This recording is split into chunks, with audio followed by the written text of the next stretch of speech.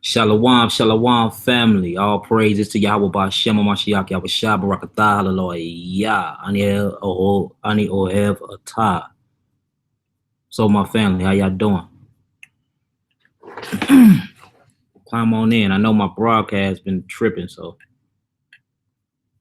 let me know if I'm in and let me know if y'all can hear me. So on this one, I don't know. It's been tripping a lot lately, so I got to watch my comments for from the actual phone. For those ain't know what I said, all praises to Yahweh Ba'Shem Mashiach, Yahweh Shah, Barakatah is all praises to God in the name of Jesus, his only begotten son. Bless y'all. Ani Oheb Atah. Ani means I. Oheb means love. Atah means you. Or thumb, which means y'all, which means I love y'all. How y'all doing, family? I see y'all in the building. J.A. Judah, Shalom, Shalom. Y.N.V, Shalom, Shalom. Mina J, Shalom. Jai in the building, Shalom. Iris, how y'all doing? Set apart, living off the grid. Aniva, Tillman, what up, Steve Tillman? What's up with my brother? Yakin Maccabee, what up with the Yakin, man? What's up, family? How y'all doing? B.I., Sister Bia, Shalom, Shalom, Shalom. How y'all doing? I'm waiting till everybody climb on in, and then we're going to get started. I need a fan down here. I'm gonna go grab one. You want me to go? Yeah, go grab the phone. Tell her you need the fan. It's kind of hot down here, Candace. What's up with y'all, family? I know y'all see the board. We back on the Melchizedek series. We finna go over the cosmic secrets, the mysteries of the heavenlies. We finna go and get into it. Get her done. How y'all feeling out there? How was y'all Shabbat? How was y'all Shabbat day? You know the sun finna go down a little bit. So I wanted to catch y'all before it did. I know y'all was looking for us this afternoon. I had a lot of stuff going on. So you see I'm still getting it in though. What's up with it? How y'all feeling, family? Y'all came, send a beat, man. Send over a beat. How my family doing out there? We waiting on a few more people to get in. So look, we're gonna go over the cosmic secrets, the mysteries of the heavens. We're gonna go through the angels, break down what the angels do and how they manipulate elements and half the stuff y'all thinking going on and y'all believing in Mother Nature and all of that. We finna show that this ain't nothing but the Most High, El Yon and his angels, making it rain, making it hail, thunderstorms, earthquakes, anything you can think about is all ordained in the heavens. You know what I'm saying? We're gonna break down these mysteries and show y'all how the chambers work, how the storehouses in the heavens work, and how when he opened these things up, and man, it be just some amazing things happening and coming forth from them. So we're gonna get into it. Just plug it in. You can put it on this fan here, plug it up, right? Plug it, and just bring the chair back. That way it's hitting both of us. So you wanna put it in the shirt? Yeah, that's cool. What's up, family? How y'all doing? Cry aloud, Israel, Shalom. Hanuk, Shalom, Shalom. Yeah, we in the book of Hanuk. We're gonna be in there a lot. Hanukkah, Kanuka. We're gonna be in there a lot, but we're gonna be back and forth. So before we get into these lost books, though, I want to make sure we go through a couple of scriptures to verify that we can read through these lost books, because we're gonna be in third book of Enoch a lot. We're gonna be in the apocrypha a lot. We're gonna be everywhere. Turn it off. Is that down enough? Turn it all the way down. Yeah, that's all the way down. Okay. It ain't off though. All right, that's cool.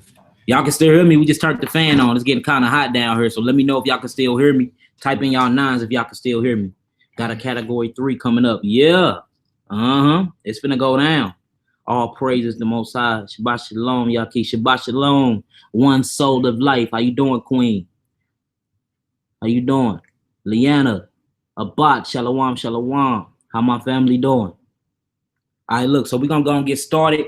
The name of this lesson, again, is Cosmic Secrets.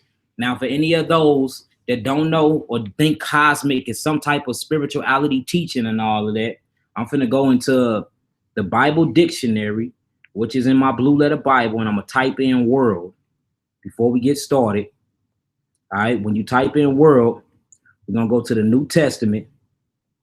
And when you go to the New Testament, check out what cosmos mean. Let's see, world. 1 second, y'all. Looking him up now. Make sure y'all write this down too and have y'all notebooks and pads because we finna go through some things, y'all. So it's gonna be real good. All right, you go to your interlinear. Now check this out, Ezra. Don't read this definition for me when you get the world. Hold on, let me see if it talk to him. Let me see if it talk to y'all. Strong's G 2889. Cosmos. Ooh, cosmos. Cosmos. Cosmos. So what do cosmos mean? Read the Strong's form and everything. So whenever you go to your New Testament and you type in the word world, cosmos is that Greek word. That's where you get the word cosmos from. Universe, or omni-universe. All of these are Greek words that a lot of people say is attached to spirituality and all of that, but it's not. It's actually in your Bible. So read the definition of that. How you want me to read? Go straight to the Strong? No, read all of it, then go to the Strong. That way they get the whole meaning. It says, definition 1, an apt and harmonious arrangement or constitution, order, government.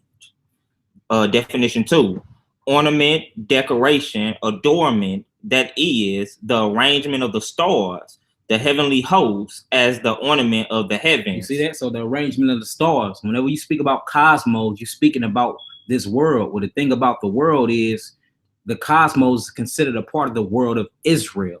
When you get to Isaiah 45:17, you start getting into all of that because we come from the cosmos, we come from the stars. So that's considered part of our world. So when I say cosmos, I mean everything that pertaineth to Israel, which is everything in the galaxy and everything on earth. Come on. Definition 3, the world, the universe. The what? The universe. The universe. Come on. Definition 4, the circle of the earth. The circle of the earth. Come on. The earth.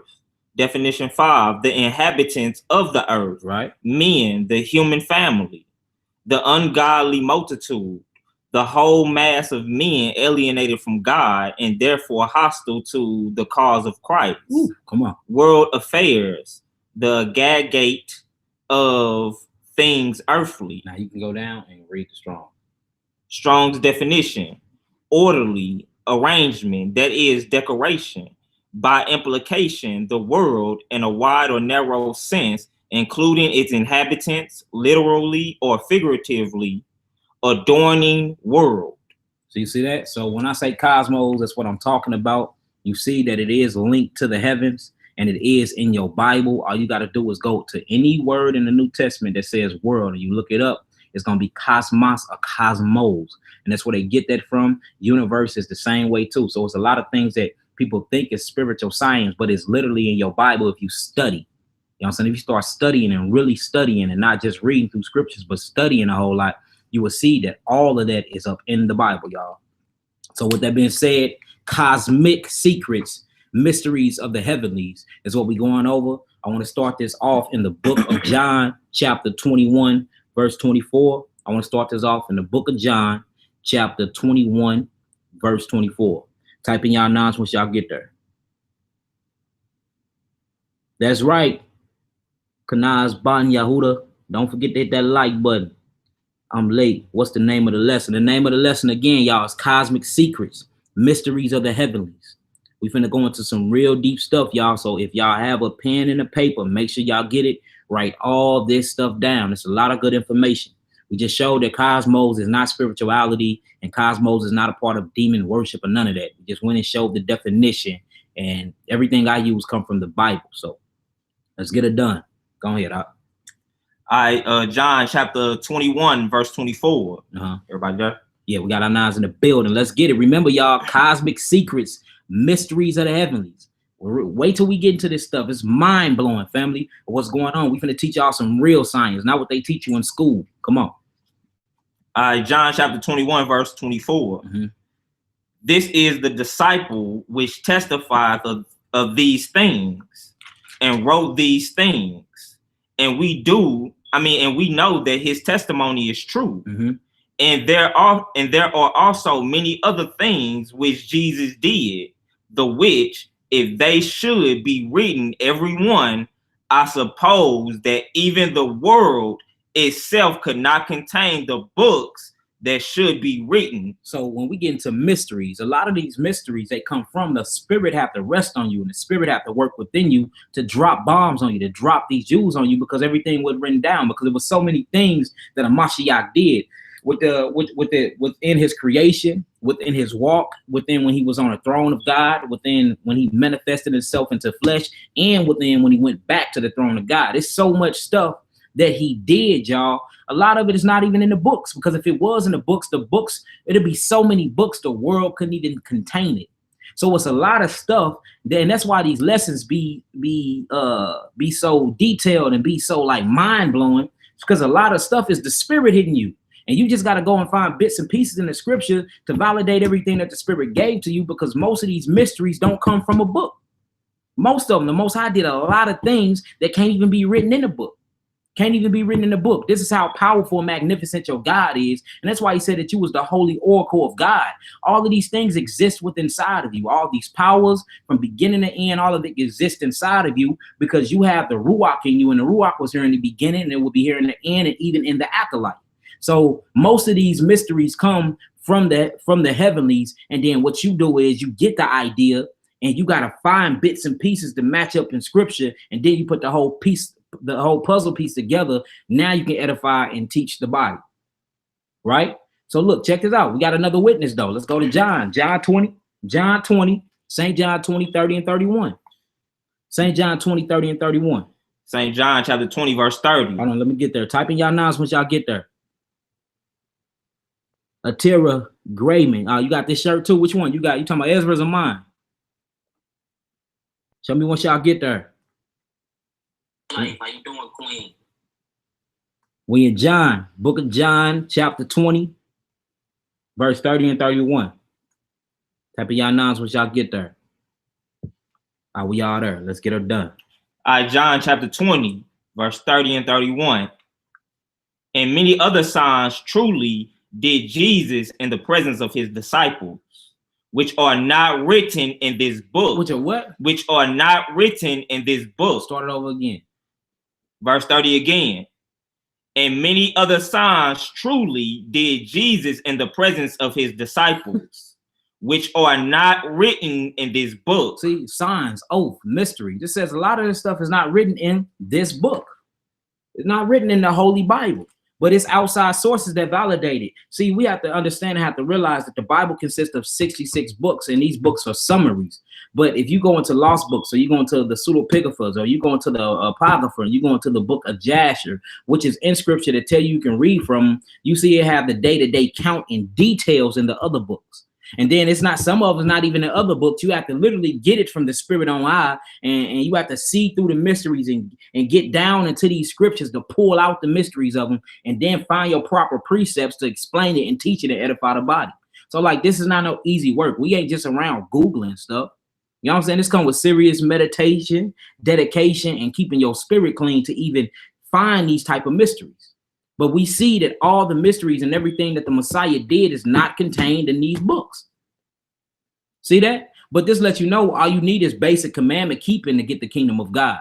You don't need to know the mysteries, but like the rabbit hole goes deep, and who get into these teachings and don't want to go deep? Who don't want to go deep? Who want to just be mediocre and on milk?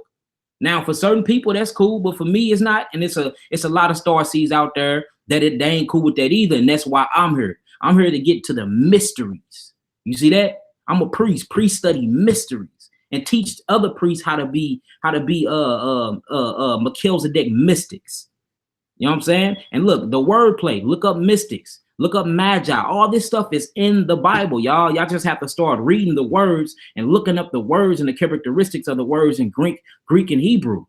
And let's quit playing on English words. Remember, English is a turning force. It's constantly turning. It don't have meaning or definitions to it. So that's why people say esoteric. Do y'all know esoteric? All it means in Hebrew. In English, yes, it sounds messed up, and you automatically think of witchcraft and stuff when you hear it. But if you actually look up the meaning of esoteric, it means hidden knowledge. If you look up the word mystical, if you look up the word mystery, it means hidden knowledge. So there is no difference between the definitions. It's just a difference in the play on words, because when you hear the word, you've been drawing to something else, because everybody else been telling you that it's nothing but the demonology attached to it. And the fact is that is a lie.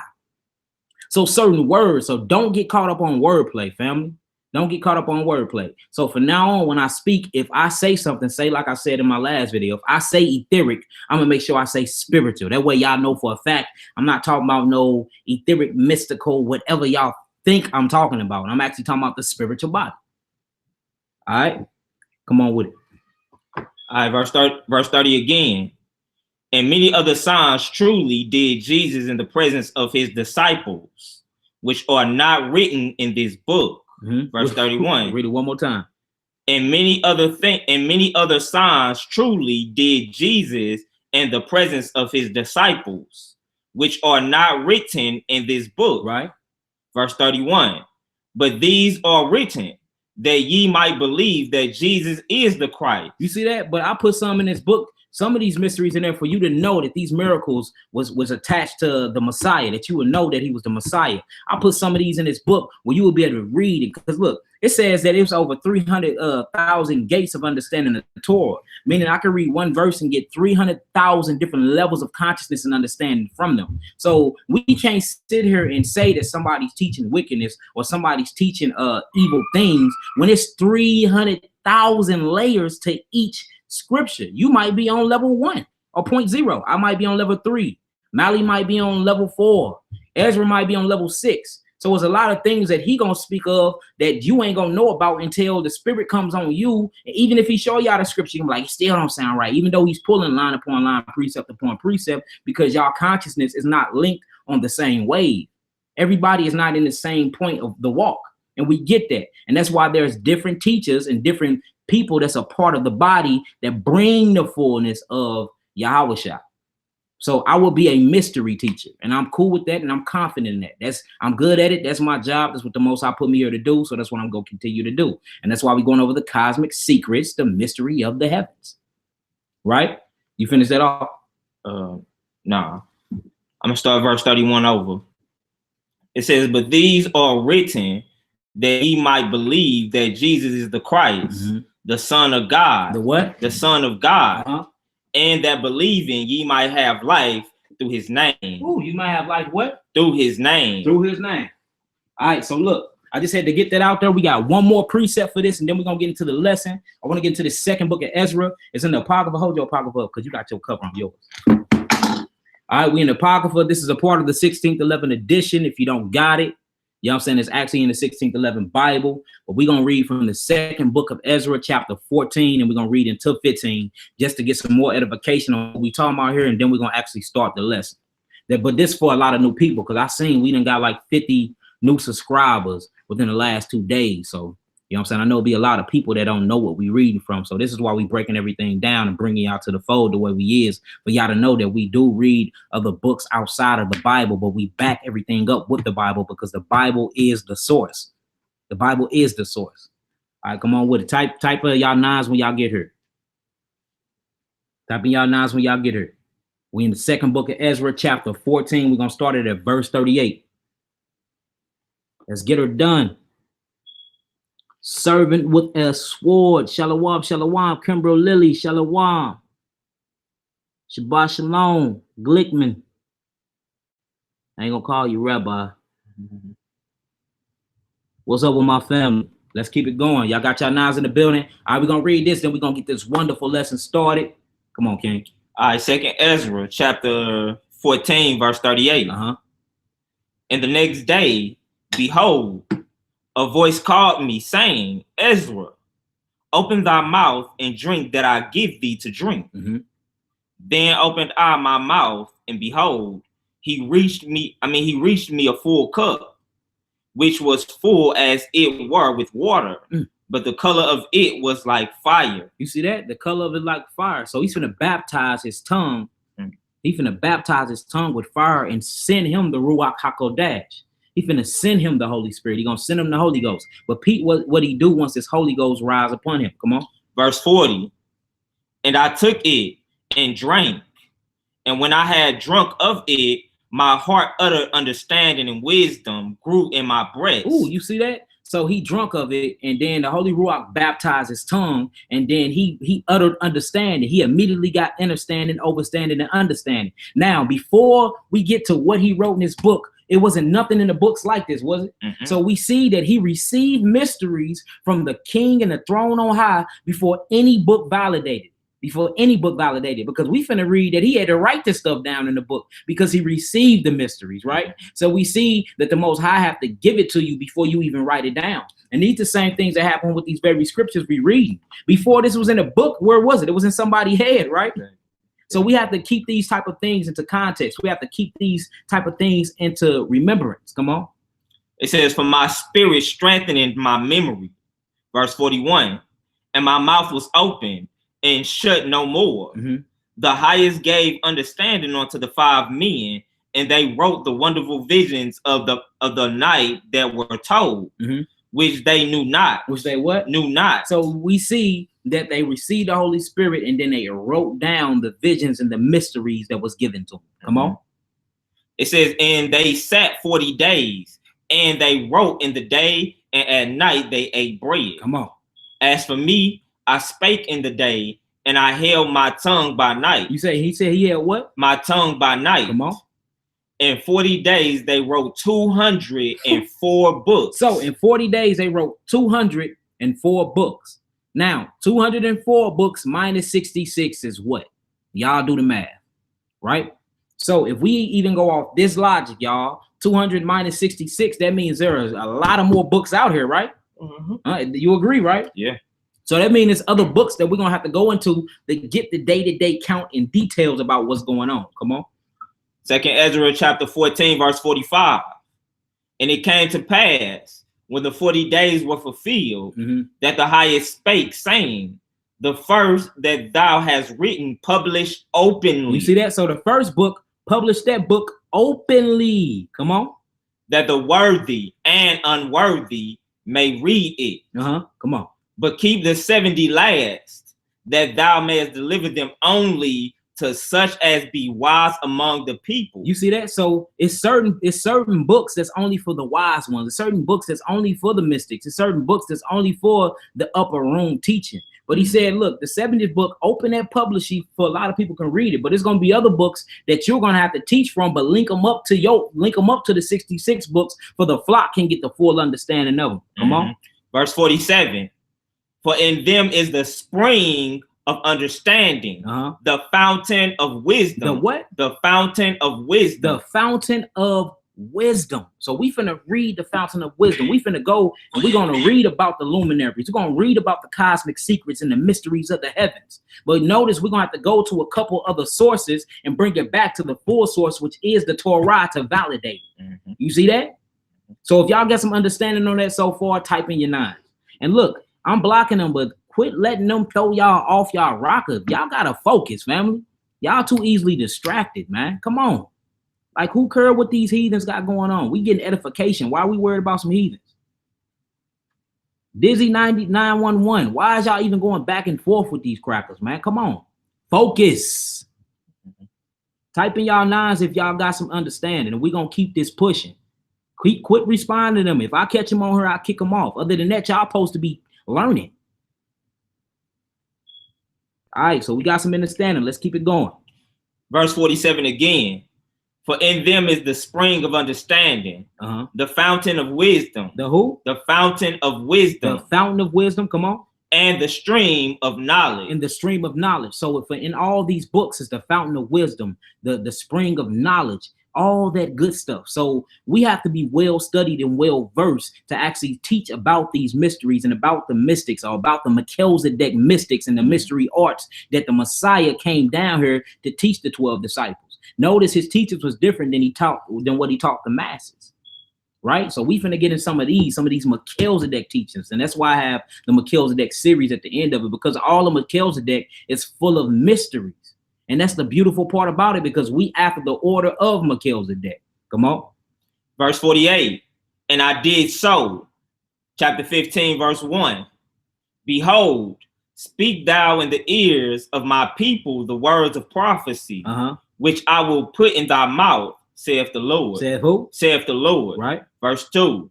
And cause them to be written in paper. You see that? Cause them to be written in paper. So I'm going to drop these jewels. I'm going to drop this wisdom on you, and you write it down in a book. Come on. For they are faithful and true. For they are faithful and true. We can stop there right here. Y'all ready for the lesson? Yo, we got some understanding on that. We showed that we finna go through a lot of different books, but we're gonna link everything back to the Bible. So I want to start this off in Hebrews 13. Book of Hebrews, chapter 13, 1-3. Type in y'all nines once y'all get there. Yak Ali, is you a monitor on here? If you're not, let me know if I can make you one. That way you could be kicking people out of this room that's on here tripping and doing all types of matter of wickedness. Let me know, Ellie. Matter of fact, I'm just gonna make you one anyway, just in case you ain't. Yell out what we going to next again for them, brother. We're going to Hebrews 13, 1-3. Let me know when you're ready. Hold on, let me make Yak Ellie, I just made you one. So if you see anybody on this comment board, just go on, kick them off the page, period. Anybody tripping or getting out of pocket. Malachi Maccabee in the building too. Yahoo, what up, big bro? Shalom, me bro. There you go, right there. I'm glad. Let me get him. Boom, and remove him real quick, like. All right, let's get it done. Type in y'all nines once y'all there. Type in y'all nines once y'all there. We're gonna go and get it started. That's what I'm talking about, honey B. No distraction, kings. Focus. Yahoo, all praises. Let's get it done. Type in y'all nines while we getting the lesson started. It's a beautiful lesson. So make sure y'all listen up, write down everything, and meditate on this tonight. Type in y'all nines. All right, let's get it done. All right, the book of Hebrews, chapter 13, starting in verse 1. Mm-hmm. Let brotherly love continue. You see that? Let brotherly love continue. Why do brotherly love have to continue? Because love is what gets you into the kingdom. Love and faith, right? The two greatest commandments is what? Love God, which is Yahweh, with your heart, mind, body, and soul, and love what? Your brethren. It's all about the brotherhood. Come on. Verse 2. Be not forgetful to entertain strangers. Ooh, you see that? Be not forgetful to entertain strangers. Why not? Come on. For thereby some have entertained angels. You see that? Because some might have entertained angels. So it says, look, make sure when you see your brother, you make sure you treat him well, because this might be an angel. Mm-hmm. While you driving and you cursing your brother and sisters out, F move, beep, beep, get the F out the way. You might be talking to an angel, a servant of God, that lives amongst the luminaries, that's down here to probably protect you. You're probably cursing out your guardian angel, You see that? So we got to be careful who we entertain, because we don't never know who's sitting amongst us. We never know who's in the midst of us. You never know who you pertain. You might be calling backbiting about your brother and sister to an angel. Mm-hmm. Boy, that's on the day of judgment. That's going to be something else, ain't it? Yeah, that's going to be something else. You don't think the Most High sends spies down here to hide amongst us, to make sure we got everything going good, to make sure we not off in our ways? So it says, look, make sure when you around a stranger or a brother that you don't know, you make sure you have good respect towards him. You treat him well. You show him hospitality, because he very well might be an angel. Mm-hmm. Come on. Verse 2 again. Be not forgetful to entertain strangers, for thereby some have entertained angels unaware. What? Unaware. Unaware. They didn't entertain the stranger. Didn't even know that they was angels. Mm-hmm. They was messengers. Come on. Verse 3, remember them that are in bonds as bound with them. You see that? Remember them that are bonds that is bound with them. Come on, King. And them which suffer adversity as being yourself also in the body. Ooh, you see that? So if somebody else going through something, you supposed to be going through the same thing. Mm-hmm. You supposed to be going through the same thing. Not on the other side, point fingers and backbite. See that? You supposed to be taking my infirmities and my affliction too, because we one body, right? So that means if the head hurt, the feet hurt. My brother ankle hurt, my ankle hurt. I need to be his crutch. I need to pick up. You see what I'm saying? We have lost that. And look, an angel might be pretending to be hurt just to see what you're going to do about it. An angel might suffer themselves adversity and affliction just to see if you're going to laugh and point the finger. The whole time they might be an angel though. They might be an angel. So we have to watch how we treat each other, because they might be heavenly sent just from God to test you. And we finna get to it and talk about these mysteries, and it's gonna change your whole perception on reality and how you view your brothers and how you view the heavens and how you view the air, rain, hell, sleep, all of that. You're gonna start looking at things and you're gonna start giving praises to Mashiach Yahweh Shah. You're gonna start giving praises to Yahweh El Elyon. Come on. Verse 4. Marriage is honorable in all, and the bed undefiled. but whoremongers and adulterers God will judge. We can stop there right here. So look, let's get Psalms. The book of Psalms, chapter 91, 11 to 12. Again, this lesson for everybody just coming in. This lesson is called Cosmic Secrets, Mysteries of the Heavenlies. Zephaniah, may the Most High bless you for your generous donation, brother. May the Most High bless you in the works of your hands, brother. It was somebody else that sent the donation. I'm sorry, sister, I didn't get to call you out. I was edifying, but may the Most High bless you and your household as well. Come on with it. You ready? Call it out again. Psalms 91, verse 11 and 12. So we read from the book of Psalms 91, verse 11 and 12. Type in y'all nines once y'all get here. Hold on. Leona said what? Of all type of people? No. Just we gonna get into it. I'm glad you asked that because we was gonna get into that next. Angels or black. They're Hebrew Israelites with bronze skin. They look just like God. They look just like you. You would never see no angel disguising himself as no white boy. Why would he? Why would he disguise himself as people that's beneath us? You know what I'm saying? So no, he gonna disguise himself as us. So when it says entertain a stranger, it's talking about stranger in the sense of the brother that you don't know. So no, I ain't read nowhere in scripture where angels ever disguise themselves as white people ever in my life. Now, if y'all find the scripture on that, then we can re-talk about that. Until then, no, I'm not even finna give them the ups on that at all. so no, sister. Come on with it. All right, Psalms 91, verse 11. For he shall give his angels charge. Ooh, hold on, you read too fast. Slow it down for the family. Come on. For he shall give his angels charge over thee. You see that? So it says the Most High gave his angels charge over you. So you know what charge means? That means to be in charge over you, to have a responsibility over you. So guardian angels is not too far-fetched, is it? Huh? So you ever been into a freak accident? Everybody else die, but you don't get hurt? Or you get into a freak accident, the whole car get messed up, and you step out the car and you ain't got a scratch on you? Huh? What was that? What was that phenomenon? What was going on there?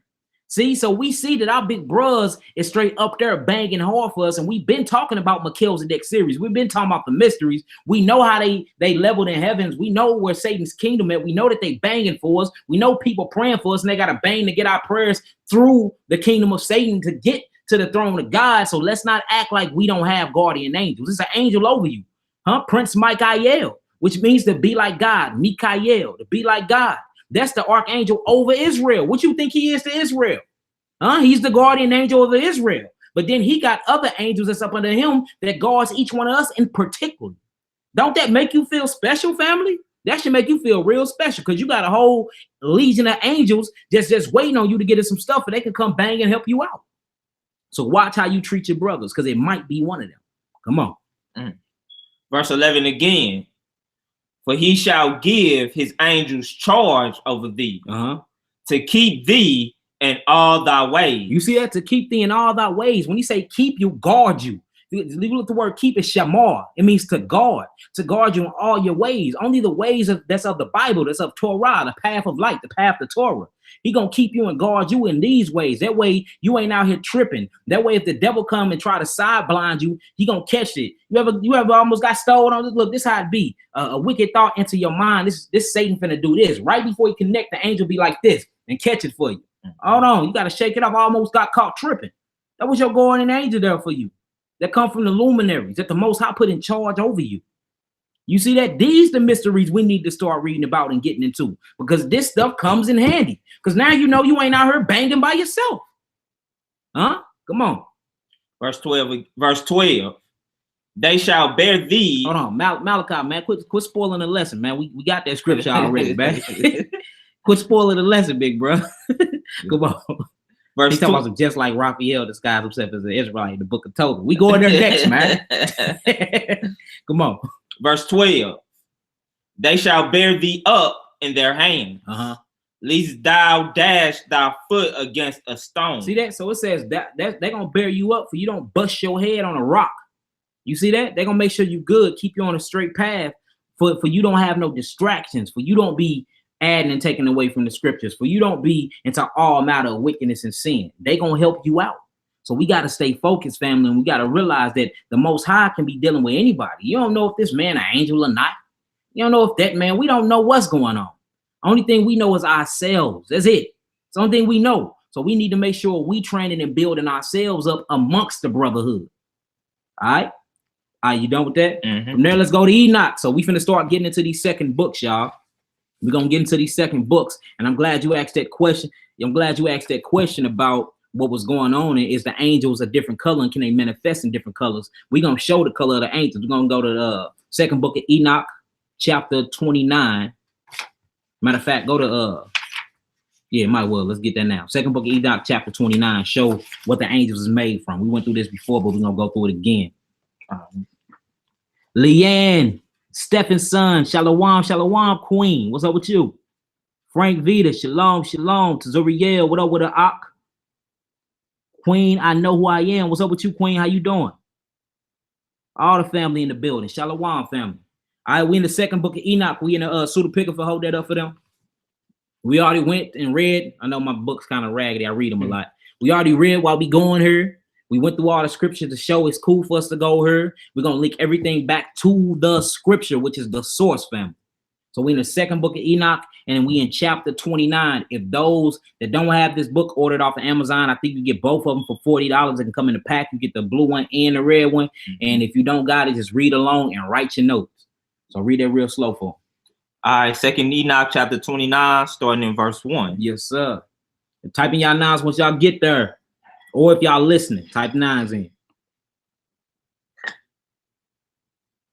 Didn't the fallen angels look white like Noah, as if they left their inhabitants?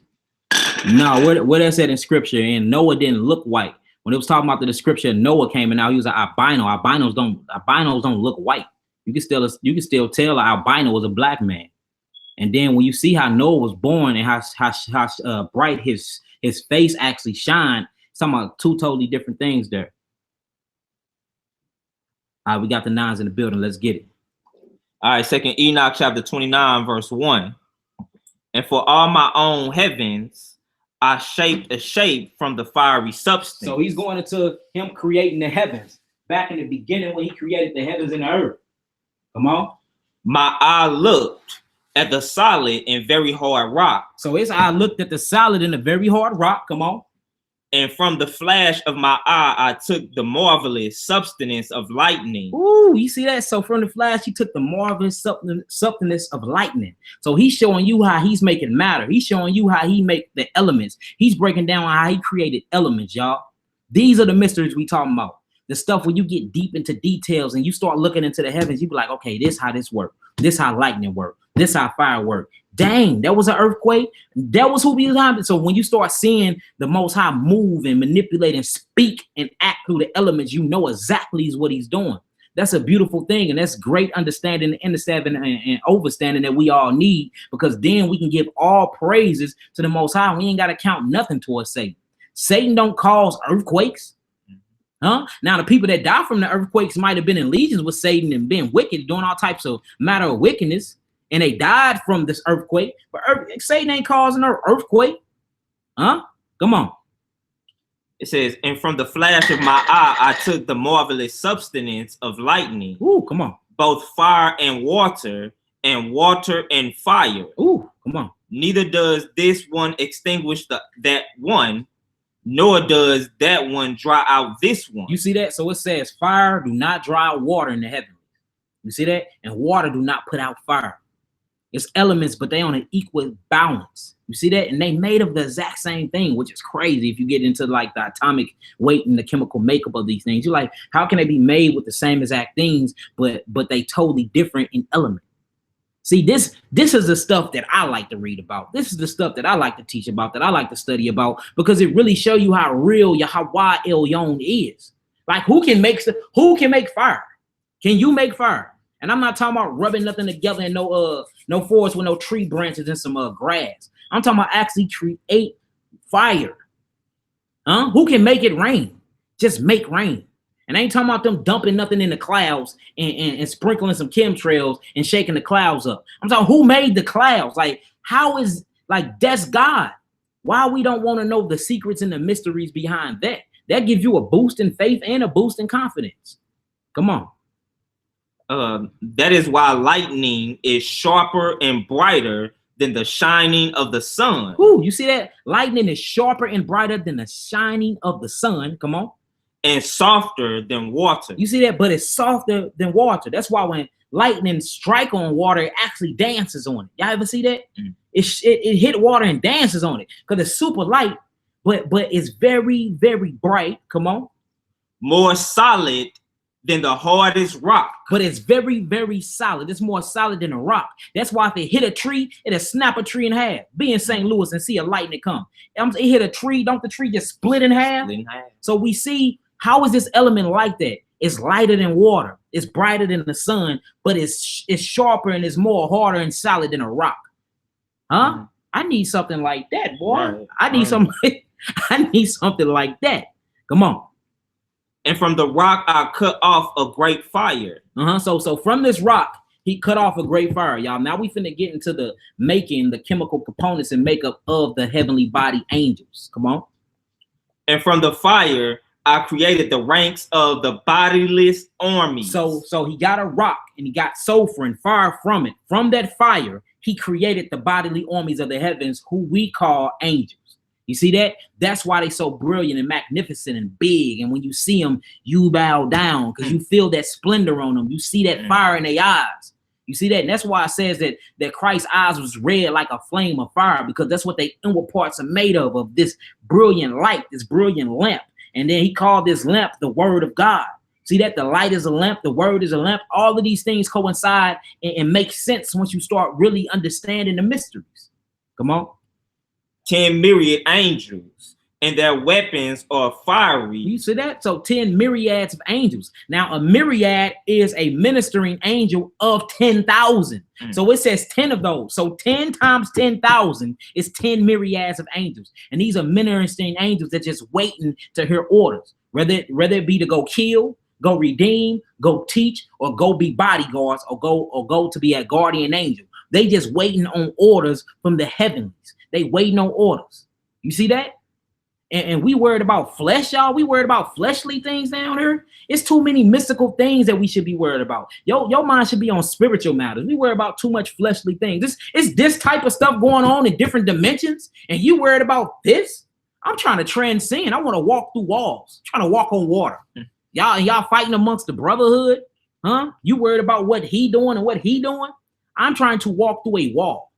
I'm trying to levitate when I meditate. I'm trying to do some out of this work. Didn't the Messiah said, if you believe, you will be able to do greater works than these? I'm trying to heal the galaxy. Like that's what my mental's on. Like we focus on the wrong things. Come on. And their weapons are fiery, and their clothes are burning flames. They weapons are fiery, and their clothes are burning flames. Come on. And I gave orders that each should stand in his own rank. So he gave them orders that each should stand in their own rank. Come on. It said you want me to read it? We can stop there right there. So from there, let's go to Psalms 104. We're going to go to the book. We back in the 66, fam. We're going to be bouncing back and forth. Make sure y'all writing everything down. We just laying the foundation for this. And then once we bring it out, it's out. All right, Psalms 104. We're going to do 1 through 4. Type in y'all nines once y'all get there. Kingdom Bound, Book of Enoch. Yeah, man, that Enoch is one of the greatest scientists there is that I ever known, other than Mashiach Yahushua. Other than that, man, my favorite prophet and my favorite scientist is Enoch. From Enoch is Paul, and then from Paul is Daniel. Man, these three guys right here, boy, I'm telling you, when it comes to science, man, it comes to the mysteries, they constantly breaking it off. Y'all just read too fast, and y'all don't like to meditate. Y'all don't like to meditate on what y'all just read. We're going to the book of Psalms, chapter 104, verse 4. Lloyd Keratin Jr., Shalom, my brother. May the Most High bless you for your generous offering, brother. May the Most High be with you, brother. Come on with it. All right, Psalms, chapter 104, starting in verse 1. Sister Odelia, Shalom, Queen. Vinny, Shalom, all the family in the building. Howard Brown, what up, Rastaman? Shalom. That's my Jamaican brother right there, right? Shalom, brother. All right, let's get it done. All right, Psalms 104, verse 1. Bless the Lord, O my soul. O Lord, my God, thou art very great. You see that? Thou art very great. Come on. Thou art clothed with honor and majesty. Thou art clothed with honor and majesty, clothed with brilliance, splendorness, brightness, glorious. Come on. Verse 2. Who coverest thyself with light as with a garment. Ooh, you see that? Who covereth thyself with light as a garment. Now you see what they was wearing, what Adam and Eve was wearing when they had their angelic or they etheric bodies, or they spiritual bodies inside of the Garden of Eden. They was covered in garments of light. He stripped them from that garment and gave them coats of skin. Right. Genesis chapter 3, verse 21. So we see that we have these same etheric or spiritual light being bodies, but we need to get back to it. And the only way we can reach it again, if we follow the commandments and have faith in Yahweh Ba'Shem Mashiach Yahushua, that he's our salvation. You see that? Come on. Verse 2 again. Who coverest thyself with light as with a garment. Woo. Who stretches out the heavens. Who what? Who stretches out the heavens. Come on. Like a curtain. Come on. Who layeth the beams of his chambers in the water. Come on. Who maketh the clouds his chariots. Who maketh the clouds his chariots. We're going to get into chariots, what actually a chariot is. Do y'all know a chariot is a living, breathing, flying organism? Huh? The angels don't even need a steering wheel. They just think and tell it where to go and it goes. It's controlled by angels called the Ophium. Like, man, once you get into these mysteries, it's mind-blowing, family. I'm telling you. How do you have a car that you just can think and say, yeah, make a right on Lilac? Huh? Make a right down New Halls Ferry. Make a left on a 70 West. You ain't even got to speak it. You think it and it does that. Mm-hmm. Come on, man. We dealing with technology that's beyond this world. And it's been around since the beginning of time. Like, we need to really open our eyes and see what's going on here. Flat out. We too busy worried about physical things. Mm-hmm. Come on. Verse 3 again. Who layeth the beams of his chambers in the waters. Who maketh the clouds his chariots. Who what? Who maketh the clouds his chariots. Who maketh the clouds his chariots. Come on. Who walketh upon the wings of the wind. Oh, who said who walketh upon the wings of the wind? Come on. Verse 4. Verse 4. Pay attention to verse 4, family. It's finna get interesting. Come on. Who maketh his angels spirits. Ooh, who maketh his angels what? Spirits. Come on. His ministers a flaming fire. Didn't we just read that? Didn't we just read that in the second book of Enoch on what the actual angels is made of? Now we can go to the actual source, the Bible, and prove that. Showing you that these outside books, all of them ain't off, family. We reading this from the Holy Bible, the King James Version. We just went to the second book of Enoch, and he said that he cut them off from the invisible substance, added sulfur and fire to them, put lightning on them, and he created the heavenly host bodies from them. Now we reading in Psalms that these are what the angels are made of. He made them from this substance, and he made their spirits from fire. And this makes sense, though, because the Most High sit on the throne of pure fire. The Holy Spirit, when it baptized, was called a fiery baptism. Huh? Moses had to get a coal put on his tongue. So, like, once you start really getting into these mysteries, we just read about Ezra. When Ezra started writing his prophecies down, what he had to do? He had to put a hot burning coal on his tongue. So when you get into these elements, he used his elements to bring forth his creations and to bring glory out of his creation once it's created. That's a beautiful thing. Come on. We done with that. We at 4. We can drop that. Let's get Hebrews. Let's get the book of Hebrews 1-7, family. Book of Hebrews 1-7. Type in y'all nines when y'all get there. Most people are stuck in the lust of the eyes and flesh. That's right, Miss C's corner. And they don't even see the mysteries. They don't see the spiritual realm because y'all too stuck in flesh. And I understand bills got to get paid and all of that. But look, that will never come before my God. You know what I'm saying? The Most High will provide a way for all of that. You know what I'm saying? He will provide a place for you to lay your head and all of that. Just seek him first. It says, seek ye first the kingdom and everything else will be added onto you. That everything else was talking about all the fleshly stuff. That was talking about all the fleshly stuff right there. Huh? That was talking about all of that right there. Matter of fact, give me hold your spot and give me 1 Corinthians chapter 4 and I believe 18. It might be second. Try first. We're gonna go to 1 Corinthians 4. 1 Corinthians 4 and 18. Because we got to understand this. Like, our eyes need to be on the prize. We in the upper room. These are upper room teachings. These are temple teachings behind the veil.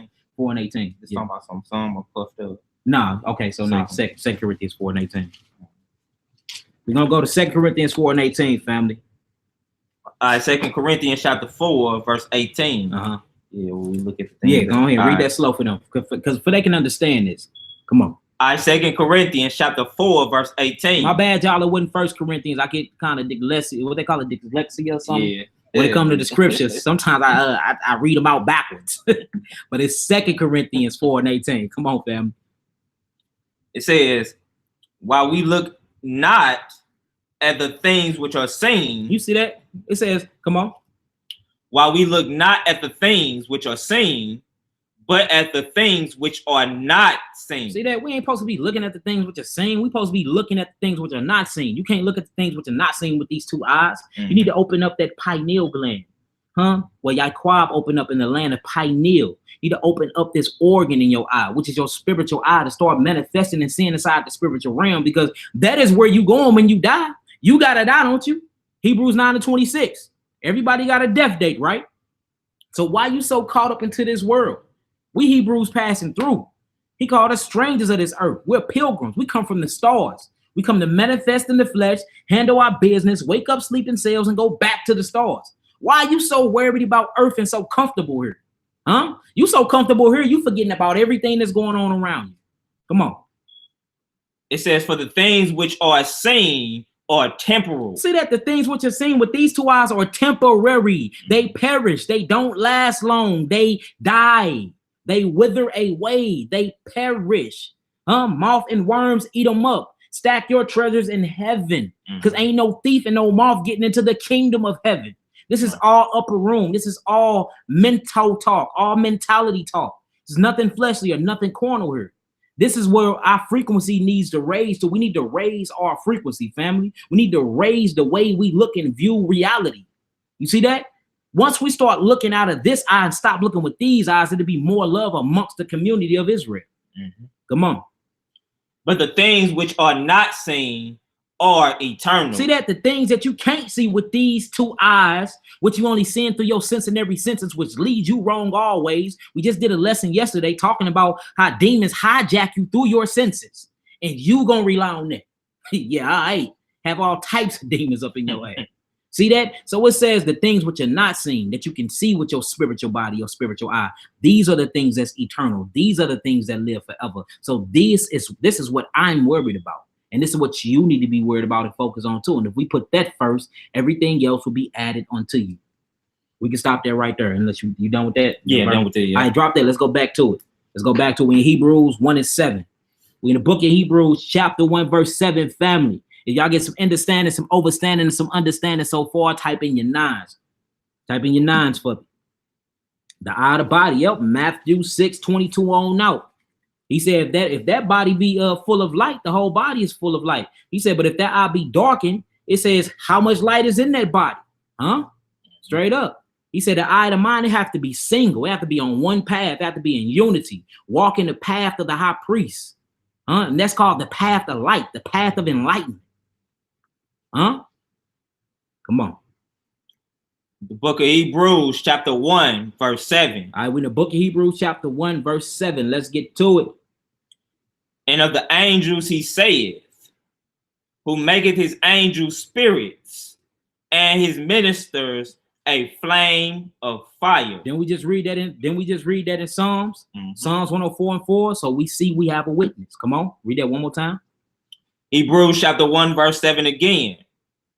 And of the angels he saith, who maketh his angels spirits, and his ministers a flame of fire. Keep going. Yeah. Verse 8. But unto the Son he said, thy throne, O God, is forever and ever. Ooh.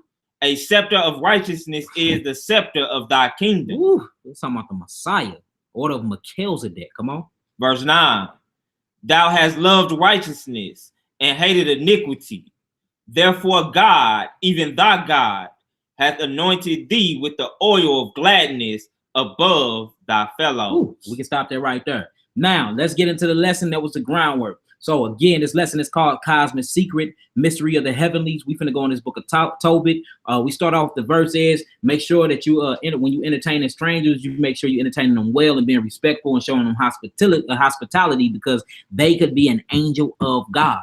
So we finna show y'all, before Mally just, spoiled the lesson, we finna go to the book of Tobit, chapter 2, and we're gonna read about this. Book of Tobit, chapter 2, we're gonna read about it in your apocrypha, family. Type in y'all nines once y'all get there. When you get a chance, can you explain why we should walk away from Freemasonry? Yeah, we talk a little bit about that when we get done, but that's because it's tied to all manner of witchcraft and wickedness. I have a book on that. You know what I'm saying? It actually tied to that. And then when you get into a certain amount of degrees, they make you do something called the tunnel of enlightenment, where you have to do a little boy in his butthole to get eternal life with Satan. What? When you get to certain degrees, you know what I'm saying? And you gotta ride the goat. You gotta do all types of wicked and mad. Sometimes all types of messed up stuff with that. He said, "My bad, young soldiers." All right, let's get it done. All right, the book of Tobit, chapter 2. Oh, we starting at verse 1. Yeah, we're gonna start this at verse 1. All right. Everybody there? We in Tobit chapter 2, KJ Rogers. We in book of Tobit chapter 2. We're gonna start at verse 1. We're gonna read this whole chapter. Hey, look, it's full of daggers up in here too. Come on with it, King. All right, the book of Tobit, chapter 2, verse 1.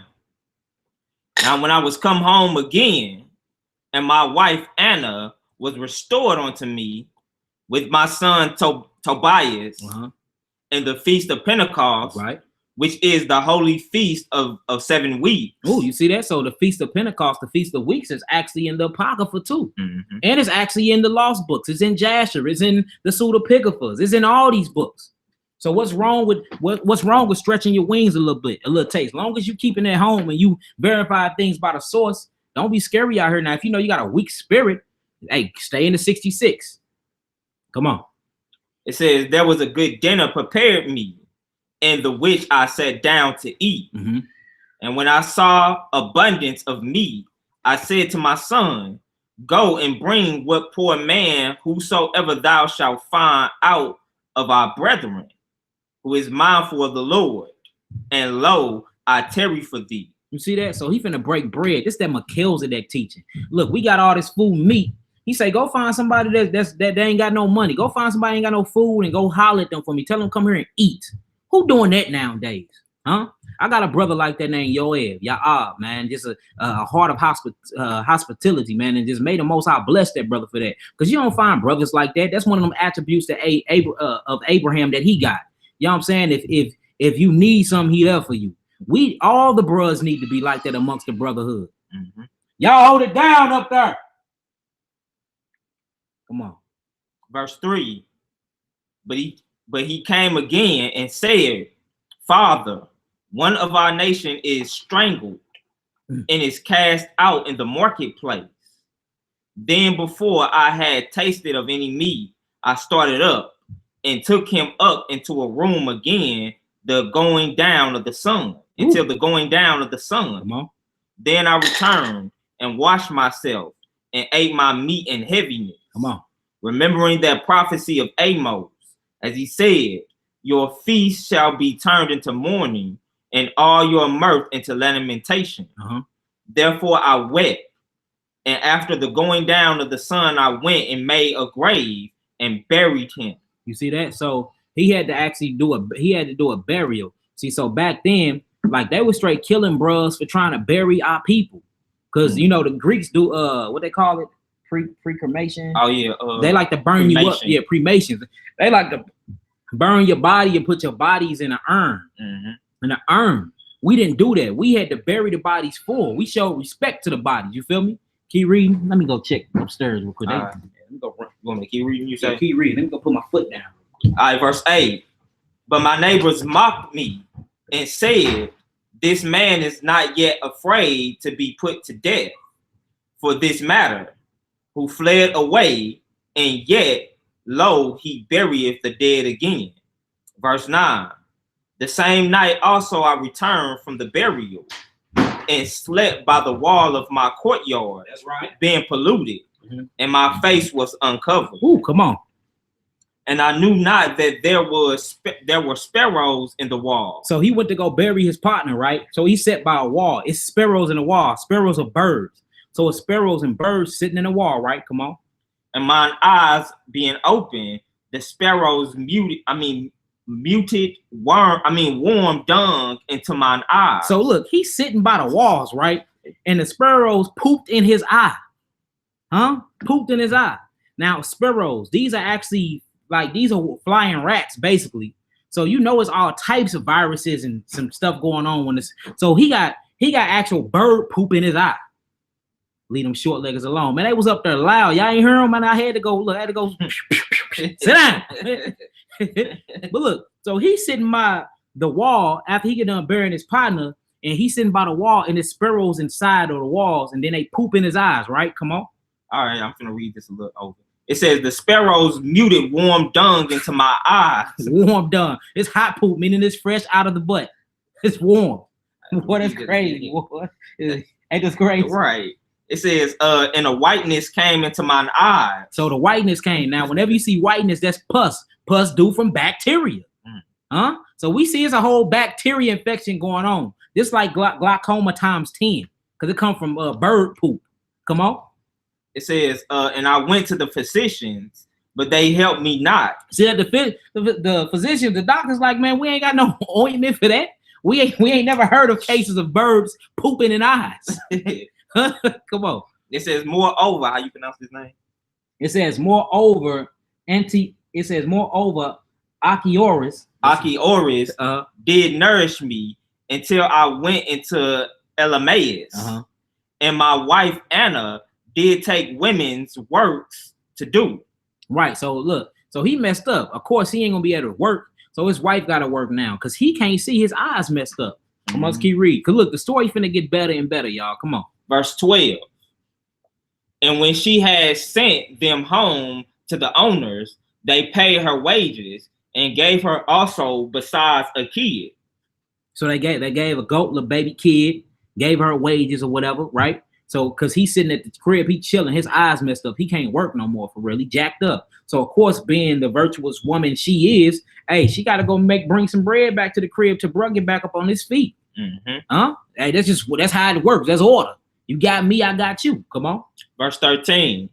And when it was in my house and began to cry, I said unto her, from whence is this kid? You see that? He like, man, what you do with the kid? Huh? What's up? What's going on? You spending money? You losing money? You messing up out here? Come on. Is it not stolen? You see that? Did you take this kid? He's so messed up. He thinking she's stealing and all types of stuff. Come on. Render it to the owners, for it is not lawful to eat anything that is stolen. You see that? So he think his wife went out and jacked him. Remember, he out of commission right now. She coming home. She didn't work so good. They didn't gave her a whole baby goat and they didn't gave her some money. He like, oh, wife, you out here stealing to make ends meet. See that? Come on. All right, verse 14. But she replied unto me, it was given for a gift more than the wages. You see that? So that was given for a gift more than the wages. She worked hard, here go a little wages. But look, here go a goat. Just because you know what I'm saying, you doing what you're supposed to be doing. And look, and that lets you know that if you stand in the mindset of a Mashiach Yahushua, blessings like that come all the time. You always get blessed like that. You know what I'm saying? You always get offerings and stuff like that. Come on. Howbeit, I did not believe her, but bade her to render it to the owners. And I was abashed at her. But she replied upon me, where are thine alms and thy righteous deeds? Behold, thou and all thy works are known. Ooh, come on. Keep going into chapter 3. Yeah. All right, chapter 3, verse 1. Matter of fact, we don't need no. Look, let's get chapter 5. We're going to jump up to chapter 5 for time's sake, y'all. Let's get straight to it. What we read that to show that his eyes messed up, right? You know what I'm saying? Mally already gave y'all the answer, so y'all know why we went there. He's sick. He's going to need to be healed. Now, Mally did a video going over calling on the attributes of the Most High. One of these attributes was Yahweh Rofika, or Yahweh Rapaka, or Yahweh Raphael. Raphael is the healing angel. You see that? So we finna see an angel disguised as a man. He ain't going to even show himself as an angel at first. Until the end, it showed you that the whole time an angel was amongst these people. They didn't even know it. They didn't even peep that an angel was in their midst. Did they act well while they was around him? And did he receive healing in the end? Let's read about it. And on their walk, they came across demons, all types of mysteries of the heavens was getting on. You see what I'm saying? So we really have to get in tune with these scriptures to start understanding what's going down in this earthly realm, because this is worlds inside of worlds, family. Come on. The book of Tobit, chapter 5, starting in verse 1. Tobias then answered and said, Father, I will do all these things which thou hast commanded me. But how can I receive the money, seeing I know him not? Ooh, come on. Then he gave me the handwriting and said unto me, seek thee a man which may go with thee whilst I yet live. So he had to go out. He had to go on a journey. He had to go get some things done. He looking for healing. He looking for money to build up the household. So his father told him, he like, look, go find somebody that can journey with you. Now the Most High El Elyon so dope. He's him. He's so magnificent and owns so much glory. He finna send an angel to manifest as a brother. It's just as a regular brother, an ordinary dude to come and journey with him, right? Now, peep this angel origin, though. It's crazy once we get into it. Come on. It says, then he gave me the handwriting and said unto him, seek thee a man which may go with thee whilst I yet live, and I will give him wages and go and receive the money. Therefore, when he went to seek a man, he found Raphael. Oh, so he found who? Raphael. Now, family, somebody. What do Raphael mean? Mally talk about it all the time. I just told y'all. Let's see if y'all listening. Show somebody drop what's the meaning of Raphael. I'm waiting. Who listening on here? We on this live feed. Yeah, I'm calling y'all out. Y'all always calling me out. I'm calling y'all out. What do Raphael mean in Hebrew? Rofika, Rapaka, Raphael. The healer. That's right. That's right. Leona, Abat. Yeah. It means the healer. Yes, the healer of Yah-Tazariel. There we go. Kingdom bound. I see y'all listening. Yakira. That's what I'm talking about. Let's get her done. It says, therefore, when he went to seek a man, verse 4 again. Therefore, when he went to seek a man, he found Raphael. So he found healing. Now, Pete, look, I don't think y'all know the mystical symbology of this. He's following the commandments. He just told his wife, you finna take that kid back because we don't steal. Thou shalt not steal. His father sent him out to look. He's going on a journey. On his journey, he found healing because he was sick. Y'all see how the scriptures, like when you read it with that symbolic eye, when you read it with that third eye, you see the answers before the answer is actually even told. Do y'all get what I'm saying? Yeah. So it says that his sick eye found a healer. He's in sickness. He ran across Raphael, the healing angel, and don't even know it. How many angels been around you waiting to heal you, but you missed the obvious because you too busy stuck in your flesh? You see, you get it now? You see where I'm going with this? See, and this the mysteries I like to teach them, to get them to see things before it happened. This is another form of prophesying. Right. See, mysteries come with that. The spirit of God come with that. You get to see it. You already know the story before it ends because you reading the scripture with a spiritual eye. You get it. You already know he's finna get healed because he met the healer on the way to get healed. Y'all get that, family? If y'all understand that spiritual jewel, drop a 9. Right. And don't drop it just to fit in. Drop it because you really understood that. Right. So you start seeing what a story already. You see where the story already going, and this is how we able to bring forth these lessons. We ain't got to study for 10 months because we studying with the spiritual eye, and we get the jewels and nuggets from them. Now we be able to regurgitate it back to the masses. Yeah, you see what I'm saying? Yeah. And this is why this book is so fire, bro. Like, what other book do that? None. You know what I'm saying? None that I've read. None that I've read. Oh, pray. Let's keep it going. All right, I'm here, verse 4, one more time. It says, therefore, when he went to seek a man, he found Raphael that was an angel. Slow down. They're telling you to slow down in your reading. All right, my fault. Our bad, family. We're going to slow down. You know, we'll be patient and we'll tarry for the brotherhood and for our sisters. So read it and just slow it down. Keep it slow for them. All right, verse 4 again. Therefore, when he went to seek a man, he found Raphael that was an angel. Whew, come on, that was what? That was an angel. Now look, he's the narrator of the story, so he don't know he's an angel. He's telling us that. All right. Remember, this is the narrator talking right now. So he found an angel. He don't know this an angel though. Come on. Verse 5. But he knew not, and he said unto him, canst thou go with me to rage? And knowest thou those places well? Come on. Verse 6.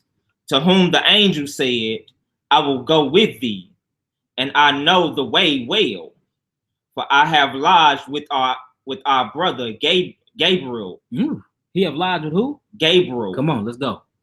Then Tobias said unto him, tarry for me till I tell my father. So look, remember, he told him to bring it back here because his father wanted to meet the dude. He wanted to meet Raphael. See what family he came from. See, back then we was under ancient vibration where Hey, I want to know you, but nigga, not only I want to know you, what bloodline you come from, who your kindred, what tribe you from, who is your father? Do your father have character? Did he die bum? Was he a punk? You know what I'm saying? These are type of things. Hey, these are type of things we needed to know back there before we broke bread with you. You a punk? You a sissy? Huh? You keep the commandments? What tribe you come from? Who's your bloodline? What tribe you from Israel? Where you come from? What's your track record? Like, hey, we ran that down. Now we just meet bros. It's all good. You just doing all types of stuff. You don't even know this cat, man. Look, see, you gotta get into the minds of people and get into the characteristics. That's why certain brothers that we hang with that don't nobody else like, because we got to know the characteristics of them. Ain't nothing wrong with these brothers. We can dap up with them and it's all good. You see what I'm saying? This is the same way that our forefathers dealt. Come on. Verse 8. Then he said unto him, Go and tarry not. So he went in and said to his father, Behold, I have found one which will go with me. Then he said, Call him unto me, that I may know of what tribe he is, and whether he be a trustworthy man to go with thee. You see that? So he checking his character. He like, look, I'm not finna send my son on a journey, and I don't even know this Negro. That's right, Mina Ilya Yashara. Yep, that's his name. Rafika, Raphael. Yep, come on. Verse 9. So he called him, and he came in, and they saluted one another. They what? Saluted one another. See, they had a Hebrew salute. They saluted one another. This how see this man. It's that Melchizedek brotherhood. Saluting, breaking bread. Look, we got too much meat. Is a brother hungry? Go find somebody to journey with you. Finding healers. The wife working for the husband because he's down. You see this? This is that order of Melchizedek that we need to be on. Because this sound like order.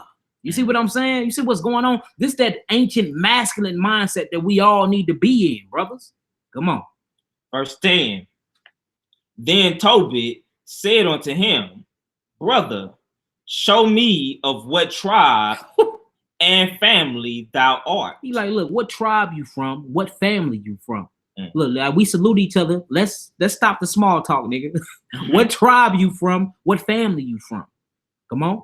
To whom he said, Doest thou seek for a tribe or a family or an hired man to go with thy son? Oh, you see that? Look, is you seeking for a tribe or a family, or is you looking for somebody to travel with your son on his journey? What you looking for? Come on. Then Tobit said unto him, I would know, brother, thy kindred and name. Then he said, I am Azariah. See that? So he called himself Azariah. We got a brother named Az, Azariah Amos. That's my bro he. You know what I'm saying? Azariah Amos. Come on. The son of Ananias, the great. That's right. Look, KJ Robin said, spit your lit. Yeah, spit your lit. What clique you from? What block you from? Who you hang with? Right. Straight up. Come on. And of thy brethren. Then Tobit said, Thou art welcome, brother. Be not now angry with me. He said, don't be angry with me because I want to know your background. But look, you notice he called him brother. You welcome aboard. You told me that you was an Israelite. You part of the 12 tribes. You know what I'm saying? We static addict banging. They probably slapped up, dapped up. Let's ride out. Look, we Hebrews. Who knows what went down? You know what I'm saying? That's probably what went down. Got too much flavor. All right, probably had something to sip on. Let's roll. Let's get up out of here. Come on. It says, be not now angry with me, because I have inquired to know thy tribe and thy family. Come on. For thou art my brother of an honest and good stock. Ooh, of an honest and good stock. Boy, he said, you a good friend indeed. Let's rock. Let's roll. I can trust you with my life. He don't even know he's trusting in the angel that the Most High sent. You see that? You see the mystical understanding that's going on. So he's looking for a healer. He found a healer. Now he's trusting in his healing and don't even know it. He don't even know it yet. That is amazing to me. Come on. For I know Ananias and Jothanes, sons of the great Samias. That's right, Yakiel. He said, Bruce did it to me. Man, Mally pulled up on that, bro. Nigga, where you from? What's your name? Who your father? And white to Yakada LE. Man, Mally pulled up on them, boy. But like, hey, bro, where you from? You just came up out of nowhere. You hanging around for us too much. Who are you? Who, when, what, where, and how. And he answered every question though. And right after that, we shook hands, we sipped, and we chilled. And he been our brother. He been our brother ever since. All praise to that bro, man. Love you indeed in the truth, bro. Go on. As we went together to Jerusalem to worship and offer the firstborn, and the tenths of the fruits, and they were not seduced with the error of our brethren. My brother, thou art of good stock. Come on. Verse 14. But tell me, what wages shall I give thee? Wilt thou how you pronounce it? Where you at?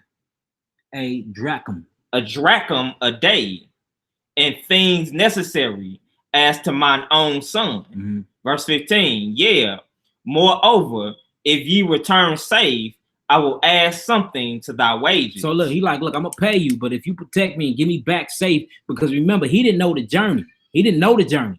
But the angel did. So he like, but he don't know your angel at this point. He like, you bring me back safe, I'm gonna pay you your drachm a day, plus I'm gonna add to it once we get back to the crib. Come on. Verse 15. And I know y'all like, where's the story going? It's going to a very point. But look, tarry with your brothers, listen in on it, get all the spiritual daggers on the way and the mysteries on the way. And then once the point is proven, y'all be like, oh, that's why they had to read all that. Come on. Verse 16. So they were well pleased. Then said he to Tobias, prepare thyself for the journey. See that, Tobias? Come on, let's roll. Get ready. Get your backpack and whatever you need. It's time to go. Come on. And God sends you a good journey. And when his son had prepared all things for the journey, his father said, go thou with this man, and God, which dwelleth in heaven, prospereth your journey. And the angel of God keep you company. So they went forth both, and the young man's dog with them. He brought the dog and everything. Come on. But Anna, his mother, wept and said to Toby, why hast thou sent away our son? Is he not the staff of your hand, and going in and out before us? Come on. Be not greedy to add money to money, but let it be as refused in respect of our child. Come on. For that which the Lord hath given us to live with, do it suffice us. Then said Toby to her, take no care, my sister. He shall return in safety, and thine eye shall see him. Come on. Verse 21. For the good angel will keep him company, and his journey shall be prosperous, and he shall return safe. Then she made an end of weeping. Going into chapter 6. No, we ain't even got to hit 6. Let's go into chapter 11. All right. Matter of fact, let me see. Hold on. Yep, let's do it. Let's do chapter 6. All right, chapter 6, verse 1. And as they went on their journey, they came in the evening to the river Tigris. Tigris. Come on. And they lodged there. And when the young man went down to wash himself, a fish leaped out of the river. A fish leaped out of the river. Now, this where good at, family. So we see a fish leaping out of the river. Now, we finna get into some demonology, show you how these demons work, boy, and show you how angels backing up for you and playing for you, and show you how it's actual rituals for you to clean yourself and get rid of these demons. And then we finna go into the heavenly host and show you the cosmic secrets. The way everything finna line up is mind-blowing. Come on. It says, and when the young man went down to wash himself, a fish leaped out of the river and would have devoured him. You see that? And would have devoured him. So we got a fish, like we got Jonah in the whale. We got a fish that's trying to come up and devour, bro, right? It would have devoured him. Come on. Verse 3. Then the angel said unto him, take the fish. And the young man laid hold of the fish and drew it to land. You see that? He drew it. He took the fish and he drew it to the land. Come on. Verse 4. To whom the angel said, open the fish and take the heart and the liver and the gall. Hold on. So he said, cut this fish open, take the heart, take the liver and the gallbladder. What they doing? It sounds like some rituals going on, huh? What are you doing with a heart that beats? Huh? What are you doing with a liver that cleanses and flushes the lymphatic system? And what are you doing with a gallbladder that flushes out toxins? What is going on here, and why is he taking the delicacy of this fish, and what is he finna use them for, family? Huh? Come on. and put them up safely. He said, put them up safely. What we putting them up safely for? Right. Huh? What do I gotta save fish intestines for? Huh? Come on. Verse 5. So the young man did as the angel commanded him. And when they had roasted the fish. So they roasted the fish, meaning, now this symbolic, because remember, these are Melchizedek priests, bro. Don't get it twisted. So they doing a smoke offering, but they finna eat the offering. But what are they doing with the remains of this fish, though? Check this out, family. Slow it down for them, so they can get this. All right, verse 5 again. So the young man did as the angel commanded him. And when they had roasted the fish, they did eat it. So they ate the fish. Come on. Then and look, and this fish had been big because it tried to devour him. It's a big old fish. Come on. Then they both went on their way till they drew near to Ecbatane. How you pronounce it? It says Ecbatane. Ecbatane. Then the young man said to the angel, Brother Azarias, to what use is the heart, the liver, and the gall of the fish? You see that? I was like, hold on, what the hell is we using fish galls and hearts and stuff for? And now just think about it, like when you gotta meditate on things, and remember I was telling you about how I meditate on the word and I reflect. I read and I picture myself there. So I picture this in a little bitty like white sackcloth napkin, blood dripping out of it. You know what I'm saying? And he just carrying it on the back in a knapsack. And he looking at it like Azariah, why the hell you got me carrying around fish intestines? Like when you put yourself there, picture what it was in, picture how they was walking and the dog with them. And you know what I'm saying? And it's just like, Azariah, what am I doing with a knapsack full of fish, gallbladders, hearts? You see what I'm saying? It was weird. I bet that was an awkward moment. Come on. The whole way. Yeah, come on. Verse 9. No, verse 8, I'm sorry. It says, no, verse 7. All right, verse 7, fam. It says, and when he went unto him, touching the heart and the liver, if a devil or an evil spirit. Ooh, so if a devil or an evil spirit, didn't we just talk about demons the other day? Check out this, family. If a devil or an evil spirit trouble any. Trouble who? Trouble any. Troublesome. Trouble any. Trouble any. Come on, King. We must make a smoke thereof before the man or the woman, and the party shall be no more vexed. You see that? So if you want to get rid of this certain type of demon, you have to do a ritual. A ritual, a smoke ritual, and you must use the gallbladder, the heart, and what? What else was it? The gallbladder, the heart, and the liver of a certain type of fish to drive this demon away. And all parties that's involved of the demonic possession have to be there. Is this in scripture, brother? In scripture. In scripture. Hey, you know what I'm saying? We getting this out of the books, y'all. What's going on here?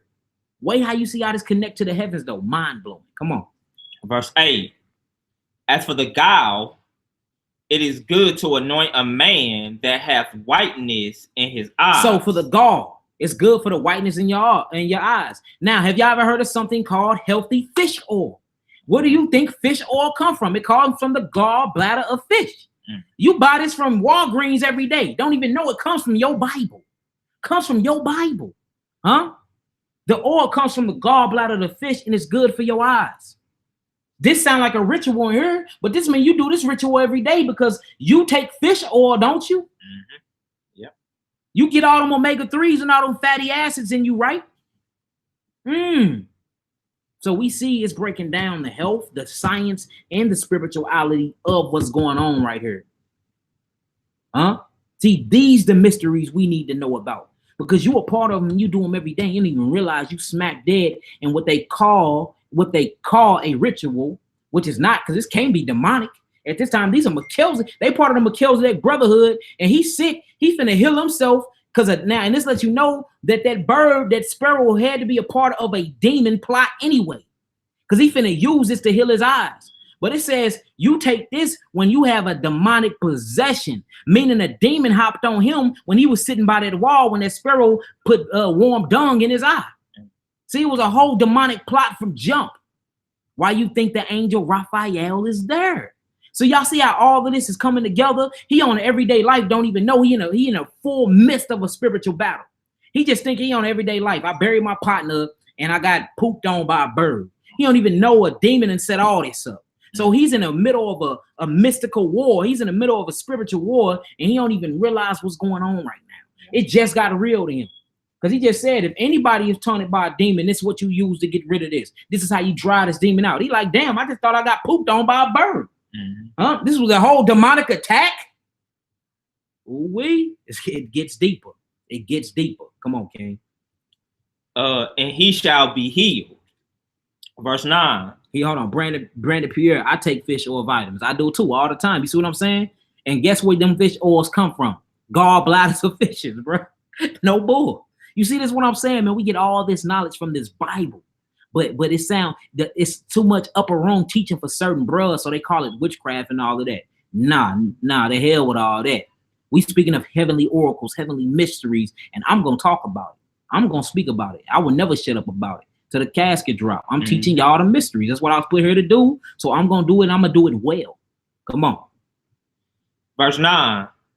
And when they were come near to Rages, the angel said to the young man, brother, today we shall lodge with Raguel, who is thy cousin. He also hath one only daughter named Sarah. Come on. Now, look, read that again for them slow. Now we finna get into another one because now Raphael, he's the healing angel. So, of course, what he got to do is heal. They on this path, he don't even know. He finna get his eyes healed. They finna be healing other people on the way because he's with the healing angel. The angel ain't finna stop and break apart from his charge. So that means whenever he's with the healing angel, guess what's going to be going on? Healing. And notice what they healing from. Demonic sickness. Showing you that sin and demons cause what? Sickness, family. Come on. The angel said to the young man, brother, today we shall lodge with Raguel, who is thy cousin. He also hath one only daughter named Sarah. I will speak for her. I will speak for her that she may be given for thee a wife. Come on, King. For to thee doeth the right of her appertain. So look, bro trying to give his daughter over as a wife. But it's something attached on to this wife, boy. I'm talking about all types of wickedness attached to this woman. Come on. Seeing thou only art of her kindred. Verse 12. And the maid is fair and wise. Now therefore hear me, and I will speak to her father, and when we return from Rages, we will celebrate the marriage. For I know that Raguel cannot marry her to another according to the law of Moses. Come on. But he shall be guilty of death, because the right of inheritance doeth rather appertain to thee than to any other. Come on, King. Then the young man answered the angel, I have heard, brother Azarias, that this maid have been given to 7 men. You see that? This maid been given to 7 men. He like, look, if I'm finna buy her, I'm buying her cheap. This ain't no virgin quabah. This been touched around on. But see, he never asked himself why. Now, the answer to this why, boy, is something astonishing. You be like, what in the hell? You start seeing all types of horror movies coming into your mind frame, letting you know that these things we see, that's why they call it the teller of visions. The message is in the movie. Get the picture. We finna start seeing all these horror films is true. What's been going on? And there's a such thing as succubus and incubus. And we're going to look up these actual names and read the definition thereof. Mind blowing. Come on. Verse 13 again. Then the young man answered the angel, I have heard, brother Azarias, that this maid had been given to 7 men who all died in the marriage chamber. All of them died in the marriage chamber. Family, the marriage chamber is the bed. To consecrate the marriage, you need sex because you need to make a blood covenant. You have to swap fluids. Yes, penis and vagina, family. That's what we talking about. It says every man that get close and is finna go into her, they end up dead. They end up dead. What the hell is going on in her bedroom? Right. Huh? What is going on in her bedroom? Sound like sexually transmitted demons going on. STDs all throughout her bed chamber. Sexually transmitted demons. We finna find out though. Come on. Verse 14. And now I am the only son of my father, and I am afraid, lest if I go in onto her, I die. You see that? He like, look, she beautiful. I want to marry her, but I'm scared to hit that because any nigga that try to hit that end up dead. He like, I'm the only son of my father's. If I die, he ain't got no more children out here. Okay. Boy, he said, look, I'm afraid if I hit that, I'm gonna end up dying. Look, they not even getting, they can't even hit it. Soon as they ready, soon as they pull their circumcision out and ready to put it in, this something kills them. We gonna find out what this something is though. Come on. It says, as the other before, for a wicked spirit. Ooh, for what? A wicked spirit loveth her. So a wicked spirit, she was married to a wicked spirit, loved her, loveth her. Meaning ain't nobody getting none of her mama jamma. Right. Nobody's getting none of her korba. She like, look, he like, you got me messed up. Yeah, you can date and do all of that, but ain't nobody going into you. Ain't nobody touching you. This is a demonic demon. This is a spirit, y'all. This is a incubus and succubus spirit. Come on. It says, for a wicked spirit loveth her, which hurteth nobody. Which what? Which hurteth nobody, but those which come onto her. See that? So look, even if you dating her, he won't touch you. He won't even touch you. It says ones that come onto her, meaning you trying to get to know her. You trying to come into her. He look, he ain't down. You can do whatever, but don't look. You can play around, but don't touch. That's how this demon is. So this is what you would call a succubus demon. I mean, an incubus demon. So look, check this out. Look, we're going to hold that right there. We're going to keep our spot, y'all. Yes, STD, family, a sexually transmitted demonic spirit. That's an STD. I'm going to look up the word incubus. Just look it up. Let's see what it say. Incubus. Incubus, a male demon believed to have sexual intercourse with sleeping women. Do Siri got to talk to y'all again? Incubus. Incubus, a male demon believed to have sexual intercourse with sleeping women. Ooh, a male demon that have sexual intercourse with a sleeping woman. A cause of distress, anxiety, death, a incubus. It says a nightmare, sexual dreams. That's all we got. One more time, family. Incubus. Incubus, a male demon believed to have sexual intercourse with sleeping women. Whew, that's deep. Check this out. We're going to do succubus next. Succubus. Succubus, a female demon believed to have sexual intercourse with sleeping men. Yeah, man. Y'all thought y'all was out of the category? Y'all thought that y'all was just home free? Y'all thought y'all was home free? Yes, there's a such thing as sexually transmitted demons out here. Huh? If y'all heard that, type in 9s. If y'all can hear this from my phone, if y'all heard the definition of succubus and incubus. So this is what they dealing with. This woman is dealing with a incubus spirit. And most of you men are dealing with a succubus spirit. You see that? But luckily, we got the healing angel, Raphael, walking around. All praises, man. Because if it wasn't for him, boy, yeah, they most definitely got some understanding on that. Right. All right, let's keep it pushing. Let's see what's going to happen to this incubus spirit. This demonic spirit, this unclean demon that's killing every nigga that's trying to get into her pants. Niggas is straight scared of the korban. They don't even want it. They like, look, you keep that vagina to yourself. And she still ain't even been hit.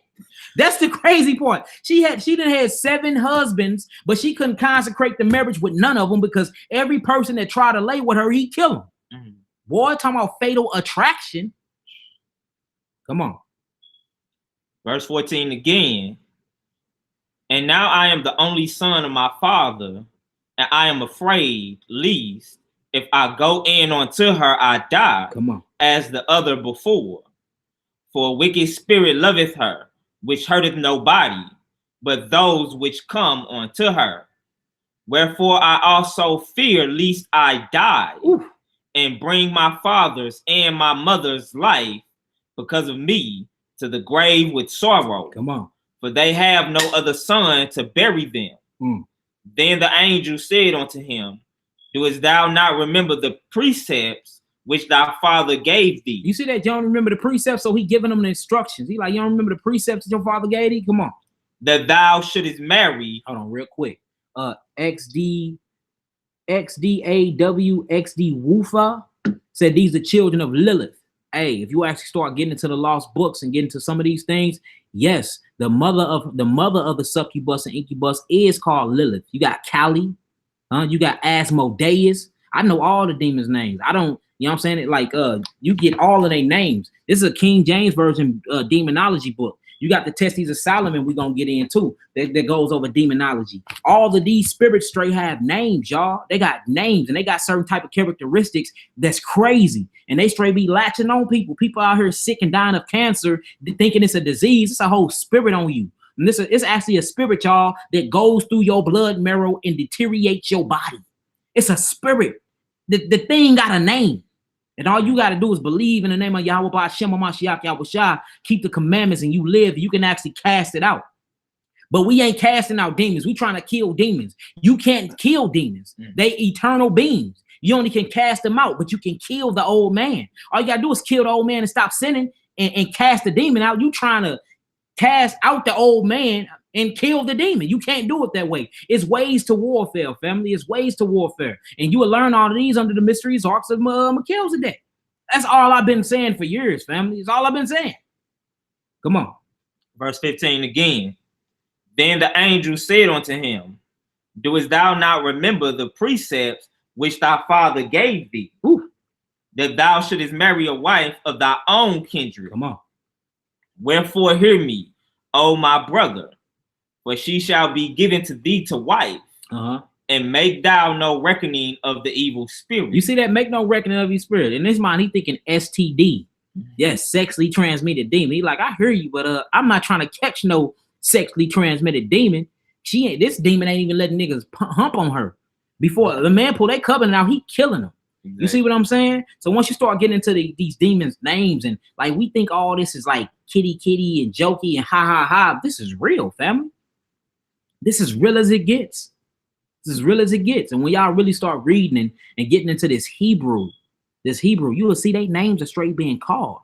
Kali, Lilith. These names are being called out through the Hebrew. It's like, oh my God, this stuff really exists. But we don't study. We don't study, and we're very afraid of touching new realms of knowledge because we worried about somebody else going to be calling it esoteric or demonic and all of that. As long as you pulling from script, F them. If you pulling from script and you lining up precepts, who cares? Do what you was put here to do. Do your work. We're not here to please men anyway. We're here to please Yahweh Ba'Shem, Mashiach Yahushua, right? So let's start opening our minds and opening our third eye and really raising the frequency around here. Ain't this time for it, bro? Yes, sir. So let's do it. Yes, let's do it. Who holding us back? Only person that holding us back is ourselves and the Messiah. Other than that, I'm not governed by men. Period. Don't no man run Yaki. None. But Hamashiach. That's it. So if I'm not in violation of him or violation of Torah, then I don't see why we can't sit here and hash these type of topics out. I love raising y'all vibrational frequencies, and I love giving y'all understanding, overstanding, and understanding. I learn while I teach. I learn why I teach y'all. It's a beautiful, amazing thing. Mm-hmm. Come on. It says, and make thou no reckoning of the evil spirit, for this same night shall she be given thee in marriage. Come on. Verse 16. And when thou shalt come into the marriage chamber, thou shalt take them. Thou shalt take that. Slow it down and re-slow for them. All right, verse 16 again. And when thou shalt come into the marriage chamber, thou shalt take the ashes of perfume, and shalt lay upon them some of the heart and liver of the fish. You see that? So now we got fumes in here. Perfume, theoma. And he say, look, chop up some of that. Chop up some of that heart and that gallbladder. You see that? So now we see that the gallbladder heals you from some eyes. And look, check, scientifically proven, y'all. Fish gallbladder, the fatty acids from it actually helps you with glaucoma. Is this fake or not? You know what I'm saying? Now he's showing you how to get rid of a sexual demon. You got to drive it away. He say, look, chop up some of this stuff. Mix it up in some perfume for he don't smell it and run away because he'll smell it. Demons got a very sensual smell because they persons without body. So they smell with their etheric form. They don't smell with their spiritual form. They don't smell with their flesh. So they smell everything. So it said, look, put some perfume on that because as soon as he smell it, he gone. He gonna know you trying to come kill him, or he gonna work his Murduru and you gonna be dead somewhere. So it says, look, go on, dip it in some perfume. Come on. It says, and shall lay upon them some of the heart and liver of the fish, and shall make a smoke with it. Woo. And the devil shall smell it and flee away. You see that? The devil gonna smell it. Once it mixed with this perfume, it's gonna make this type of fume, and then he flees from it. You see that? But imagine if he would have put it down just as what it was. He would have smelled that and got ghosts. You're like, hold on, man, you ain't finna play me. But he knew, cover it up with some perfume. Devil gonna smell that in there. He gonna really get a whiff of that. Then he gonna flee away. So now we see, wouldn't this be called another ritual? Yeah. I'm just asking, family. Yeah. What is this? You cutting asunder things, you burning fire, you offering prayer and sacrifice, and then you healing things, and now you interacting with demons. You killing demons by the same practice. This sounds like a ritual. That's what it sounds like to me. Come on. Verse 17 again. And the devil shall smell it. What, look, honey, be on point. She said, Yaki, the smell stimulates our thoughts and carnal flesh, right? Yes, it does. Yeah. Look, all you got to do is go to 2 Timothy, I think 3:16, and it was talking about that all scriptures is given for correction and reproof by the Spirit of God. And you start looking up that up in Greek. It tells you Fiona. It gets into basically fumes and smells, and it talks about the savoring, because even God loves it because he loves savoring sacrifices. Yeah. See, look, my family on point, star seeds, like we get it. Certain smells make you enter different frames of reality and consciousness. That's why when you went into the temple of God, that was burning what? Frankincense, myrrh, lavender oils, all types of precious smokes, not strange smokes, but precious smokes, because it put them in a state of trance. And it opened up their pineal gland for they can get the inner room and the upper room teachings of the Most High. And it's priestly. See, these are the Melchizedek mysteries I'm talking about, and it's all throughout us. You see how you just knew that? You know what I'm saying? This is what we're talking about. All these particular details mean something when it comes to God, family. All of it. We be counting stuff out. No, he said thee for a reason. If he say thee, thou, look up both thee and thou. He said it for a reason. If it's a conjunction and a comma mark right there, why would he put that? This means continuance of a sentence. We got to look that up too. Because we have to understand all of this was translated from the Hebrew. I'm looking up every word. I need to look up every word. I'm reading the contents. I'm putting myself in there. So hold on. When Paul was on his way to Damascus and he seen Christ, when he heard the voice, did he fall first? Man, I'd be like, hold on, let me meditate and go there. I didn't seen him fall. I seen him get blinded. I seen him with that bandage and plastic over his eyes. I seen him. It was all messed up and stuff. Had all the sand on it. He walked through the desert to the man. Like I was there. So when I explain the story, I can explain it so good and vivid because I went there. This is what I'm talking about. Reflect. This is what he mean when he say reflect on my precepts. He don't mean just like Mally say, oh, Father Lord, now thy have seen evil things in thy lust. Oh, that was a good read. No, he mean, hold on, now things we are examples of in the intent that we should lust. Why would we lust with intent after evil things? It's also they lusted. Who is they? Hold on, I need to find who they is. I might spend all day looking up the they. But when you find it, bang, it open up another level. You see what I'm saying? Like this is not checkers, y'all. This is chess when you studying. And we need to start really opening up our minds and living and breathing in this book. We did a lesson called The Breath of Life, showing how this is a living book and how you supposed to use it, man. And it's a beautiful thing. We are priests. Like, why we not acting like it? And why we scared of stuff like this? The priest was doing this all the time. Ain't we priests? After the order of Melchizedek, lively stones? Yes, what we scared of? Come on. Verse 17 again. And the devil shall smell it and flee away and never come again. And what? And never come again. And never come again. Come on. Anymore. Come on. But when thou shalt come to her, rise up both of you and pray to God, which is merciful, who will have pity on you and save you. Fear not, for she is appointed unto thee from the beginning, and thou shalt preserve her, and she shall go with thee. Woo.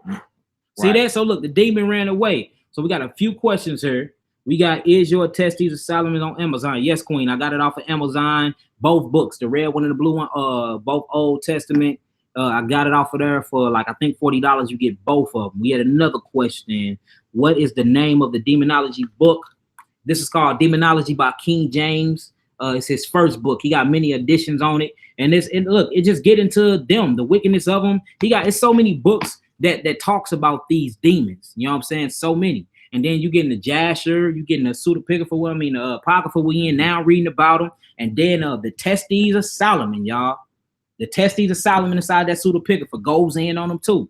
And then as you read them, you'll start being able to link scriptures from your foundation. This is the source, family. It's always the source. If it don't line up with the foundation, chew the meat, spit the bones, kick it out.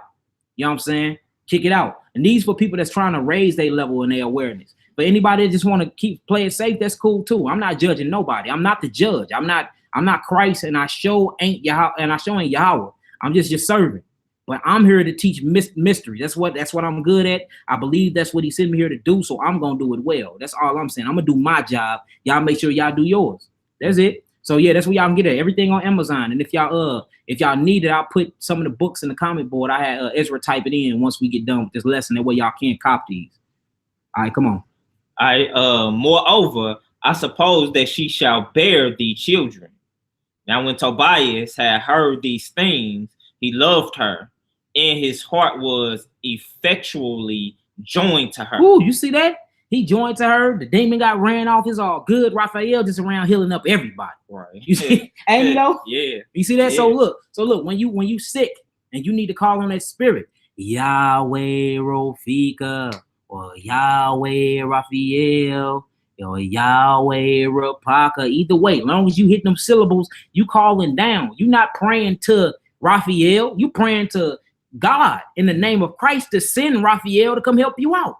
And the whole heavenlies, these cosmic secrets, the mysteries, the storehouse open up, and he come down and he come here. We see it.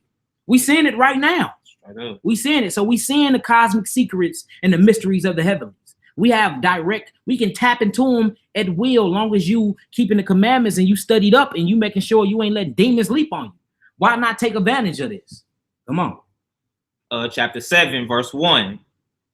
And when they were come to Ecbatan, they came to the house of Rugel, and Sarah met them. And after they had saluted one another, she brought them into the house. Come on. Then said Rugel to Edna, his wife, how like this young man to Tobit, my cousin. And Rugel asked them, from whence are ye, brethren? We wait. Verse 3 in chapter 7. No, let's jump that. We don't need that. We run out of time. 11. Let's get chapter 11.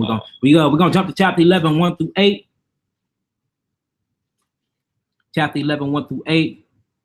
Yeah, let's do that. And then matter of fact, before then, we're gonna get into the third book of Enoch real quick. Third book of Enoch, chapter 35. We in the third book of Enoch, chapter 35, y'all.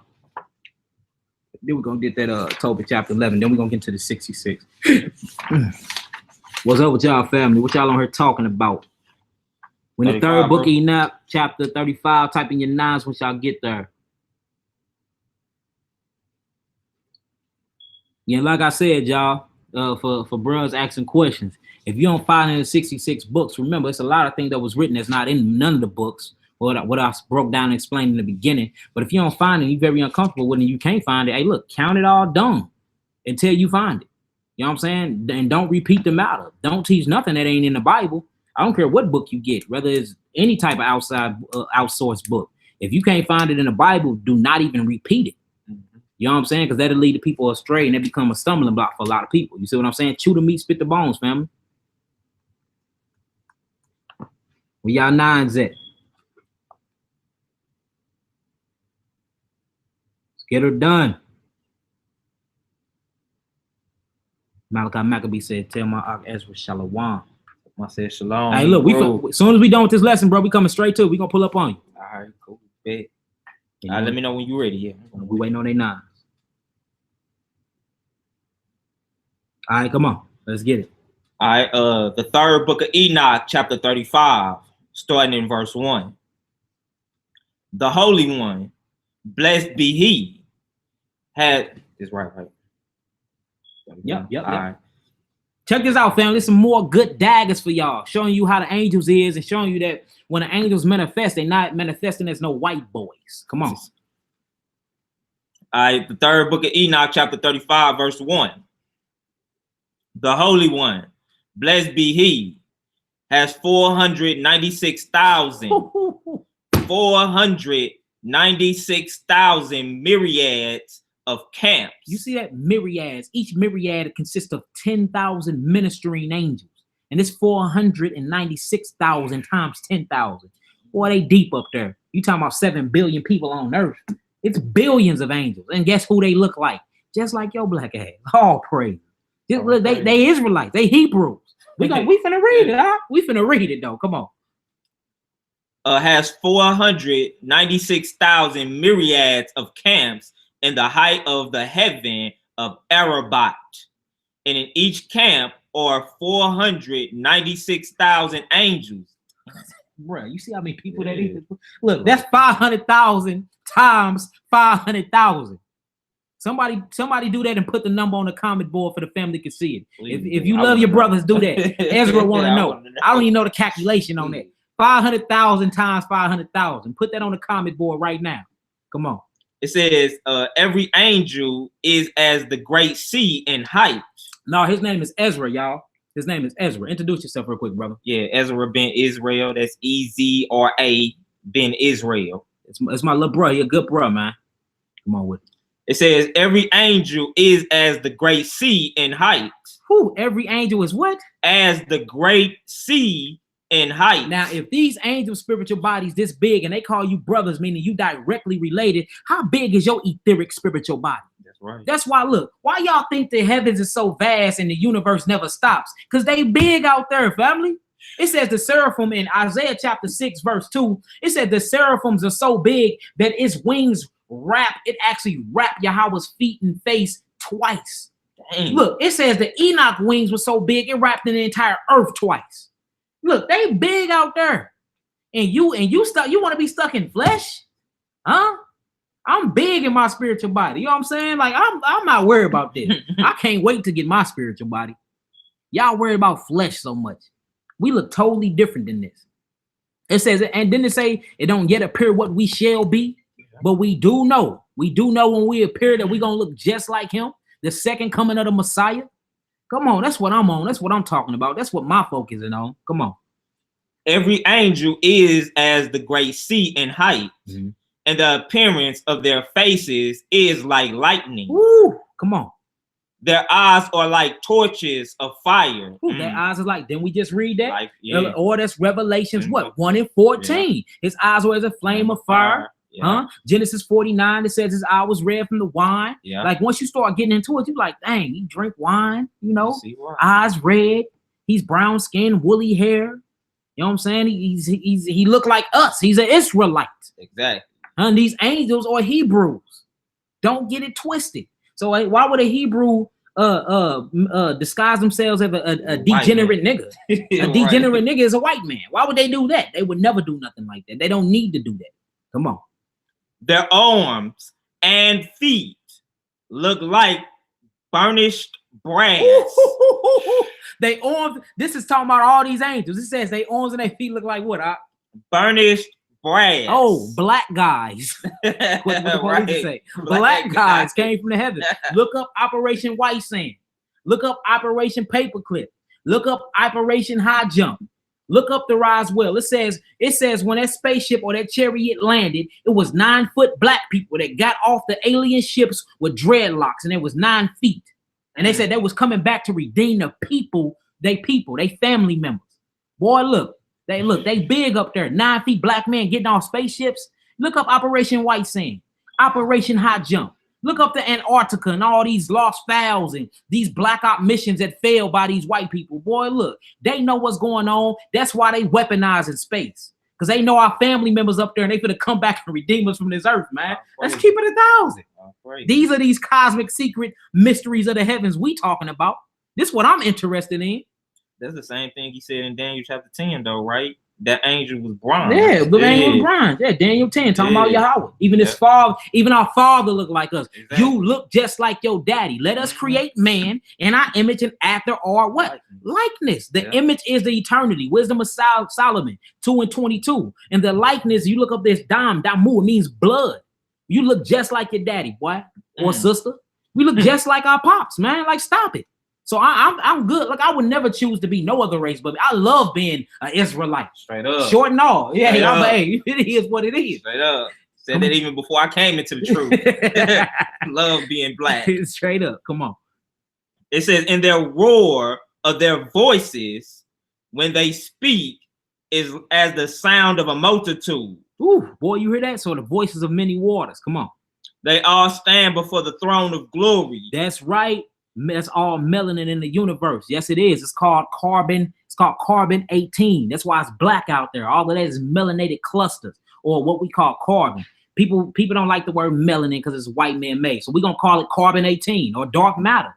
That's why it's so dark out there. And that's what you made from. We made of the stars. We come from the stars.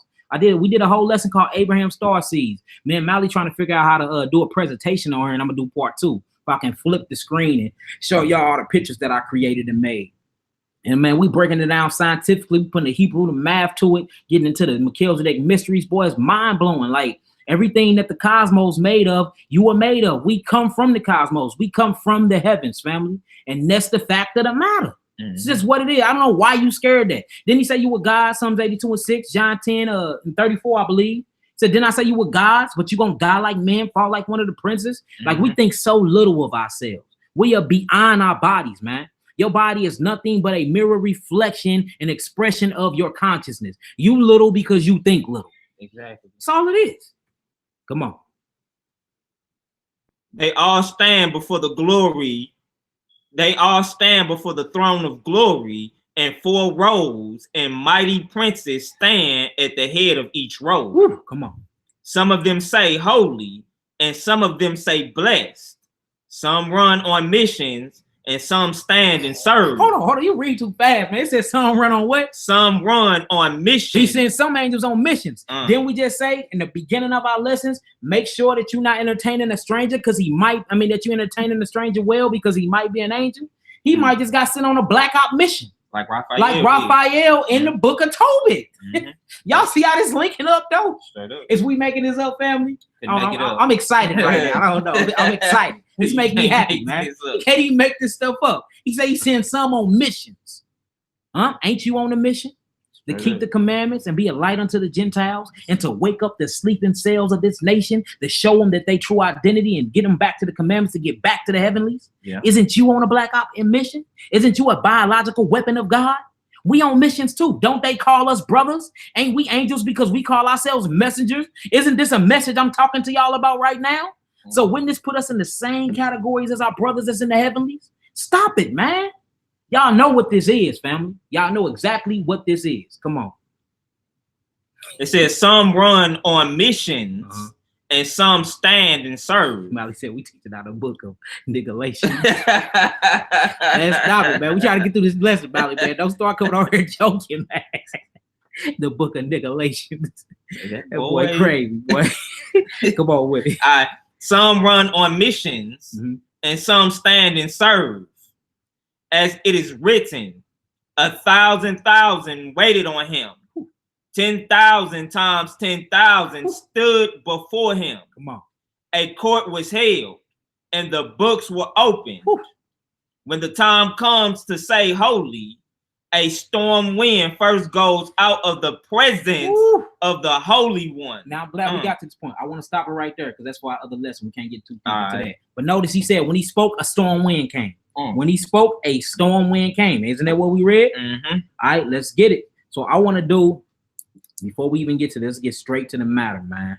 Let's go into, we're going to get the third book of Enoch. Third book of Enoch, chapter 14. All right, we're in the third book of Enoch, chapter 14, family. And then, matter of fact, get the testes of Solomon before that. Let's just pick up and finish off. No, it's up in here too.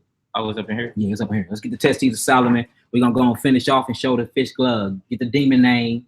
the gallbladder. It's like damn near the last book all the way in the back. All right, we finna get this testes of Solomon because we running out of time. Yeah, we running out of time. So we're gonna get the testes of Solomon, chapter 5, 1 through 10. And then we're gonna go and get into these heavenly attributes and show how they linked up to the angels, and we're gonna go and get up out of here. If y'all got some understanding, and overstanding so forth, type in y'all 9.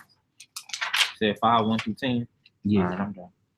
Type in y'all 9. Let me know if y'all understand. If y'all got any questions pertaining to the lesson, ask them now before we keep going, because we got to get up out of here. Yes, 250 billion angels. Damn, now y'all got it. 250 billion? Yeah, billion, bro. It's a little shy of that because I rounded up to the nearest 10. But yeah, it's that close, man. It's angels up there, boy. Think about it, though. They've been created since the beginning of time, man. And still being created? Yes, yeah. No, not still. Okay. We here. But we going back to the heavens. Remember, third of them got kicked out, though. Yeah. You know what I'm saying? And then what about the elders, though? It's elders up there, too. What about the elders up there bowing before the throne? Holy of holies. Yeah. They call them the ancient elders. Like, once we start getting into these cosmic mysteries, man, look, you have to change your whole perception of the heavens. It's built just like a city up there. They got temples, they got menorahs, they got candlesticks, they got all of that. They got mirror doors. There's all types of stuff going on in the heavenlies, man. Straight up. Yeah, that's deep. All right, they got some understanding. That's what I'm saying. And that's why we need these type of things. And that's why me and Mali doing these metaphysical classes, man. And it's almost done, by the way. Almost done. We almost there. All right, let's get it done. The Testament of Solomon, chapter 5, starting at verse 1. Type in y'all 9s once y'all get there. We'll Terry for y'all. Make sure you read slow for them, bro. We're in the testes of Solomon, chapter 5. We're going to read 1 through 10.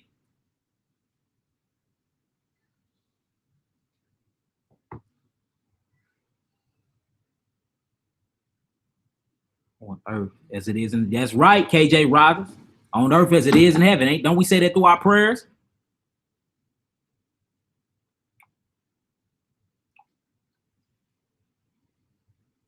We need this truth up in here. That's right. All right, let's get it. Wow, afterlife will be amazing. Shine Shield. That's all. Look, that's my whole point, man. That's why I ain't messed up about this stuff. I get to go to stuff like this, look, you know how much I dream about the heavenly stars, man. Look, I eat and breathe this so much. Every dream I have, I'm somewhere in the heavens.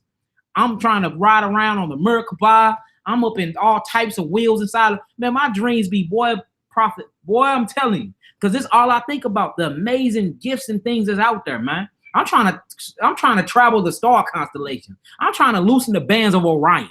That's what I'm trying to do. Come on. All right, the Testament of Solomon, chapter 5, starting at verse 1. I commanded another demon to be brought to me. Oh, he commanded another demon to be brought to him. See, Solomon had this ring that Yahweh gave him to command certain demons to do certain things. Now, when they talk about temple building and all of that, I can't solidify that yet because ain't no Jew been dropped on me yet to actually line it up with script. So I'm not gonna read that. Now, can I find some consistencies? Yes, I can. But can I flat out say that demons help build the temple? I won't say that. But I will say what we read now, we can find in script and it lines up. I ain't gonna read nothing about no temple building though. Come on. Verse 1 again. I commanded another demon to be brought to me, and he, Beelzebub, brought me the evil demon. Ain't that's what they call our Lord and Savior? Says he do the works of what? Beelzebub.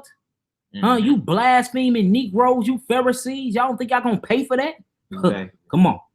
And he, Beelzebub, brought me the evil demon, Asmodeus. Asmodeus. Now check out who Asmodeus is. Look him up. They got some people drew pictures of him because look, this Negro like to go around sleeping with women. Yeah. He a spirit that this is the same spirit. This is the same spirit that love newlyweds and that like to cause corruption and adultery. He put adulterous spirits on man to go sleep with married women. Like Asmodeus, this Negro is a sick and he pedophile. He like little boys and little girls too. You start looking up his track record, you like this is a nasty last demon. So Asmodeus, this is the same demon that was killing all them people when we read the book of Tobit. Asmodeus. Look, it's people that had seen him in the flesh and then drew pictures of him and all of that. Just look it up.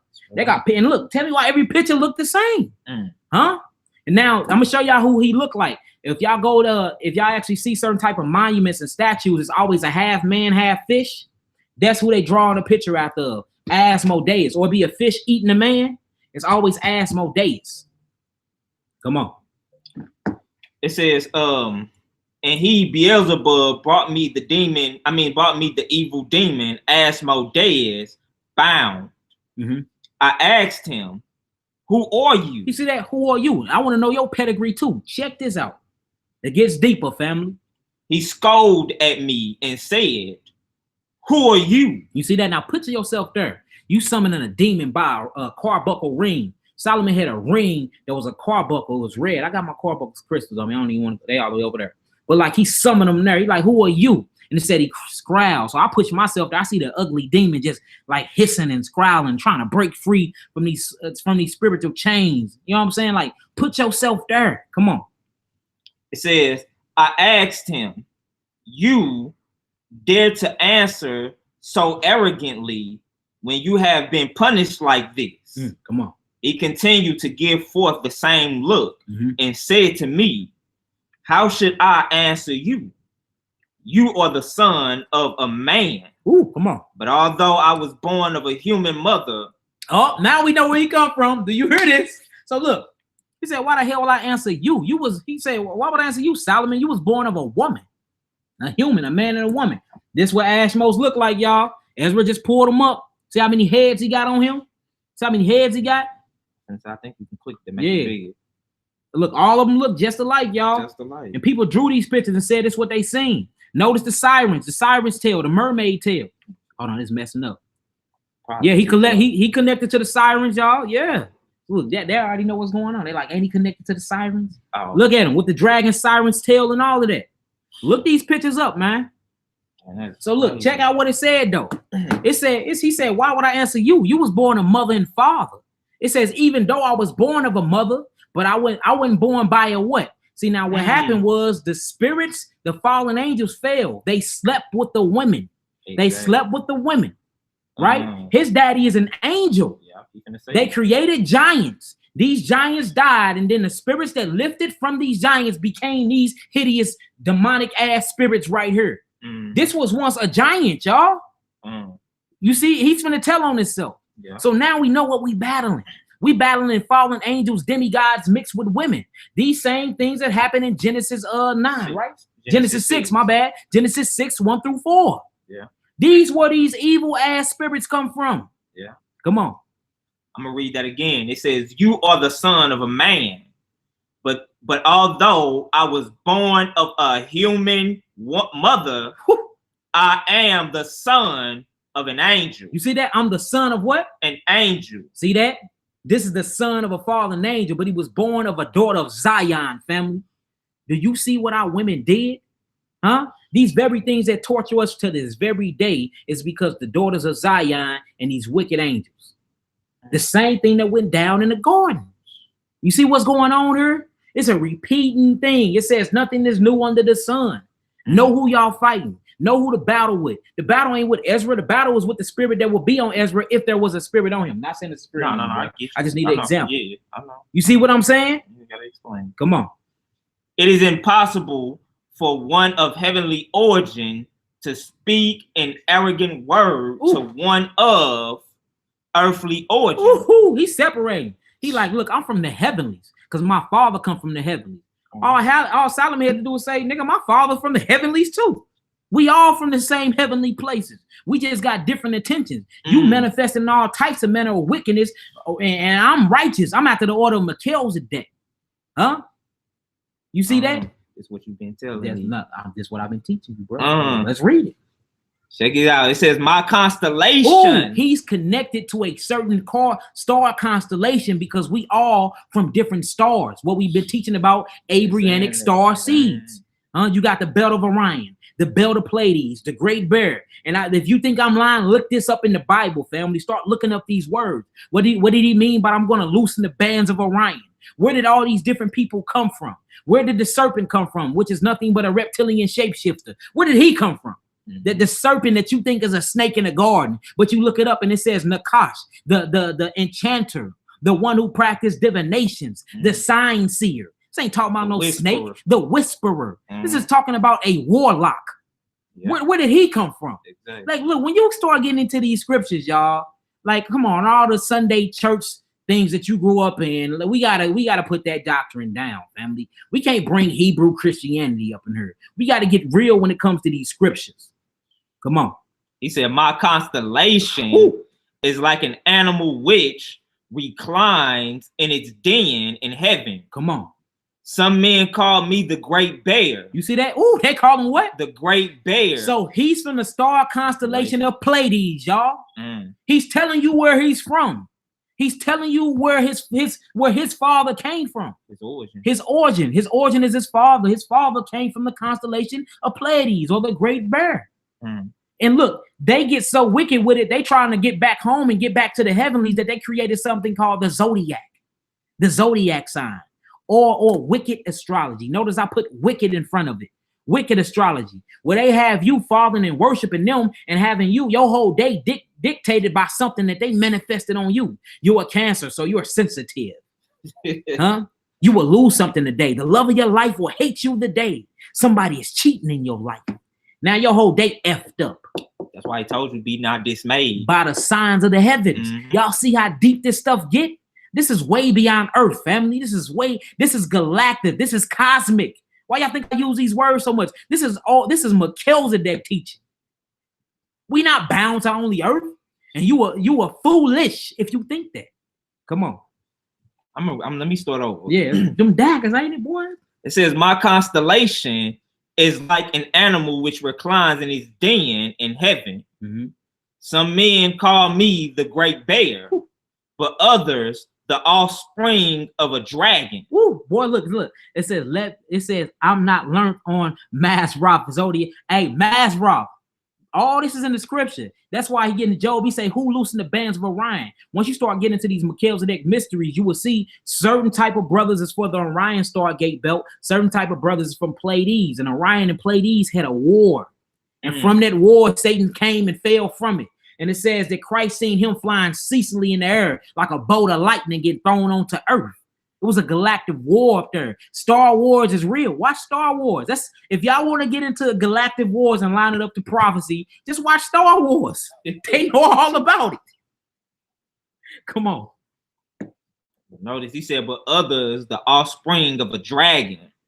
Moreover, a smaller constellation accompanies my constellation. You see that? So a smaller star system accompanies his star system. Now, things about star systems is they move and they migrate and they swallow up other galactic belts. And everything that it's a gravitational pull to each star constellation, or to each what you would call a solar system. Mm-hmm. And they pull on different type of star constellations to add it. So he's been adding and adding. That's why I said Satan's kingdom is in the heavenly still.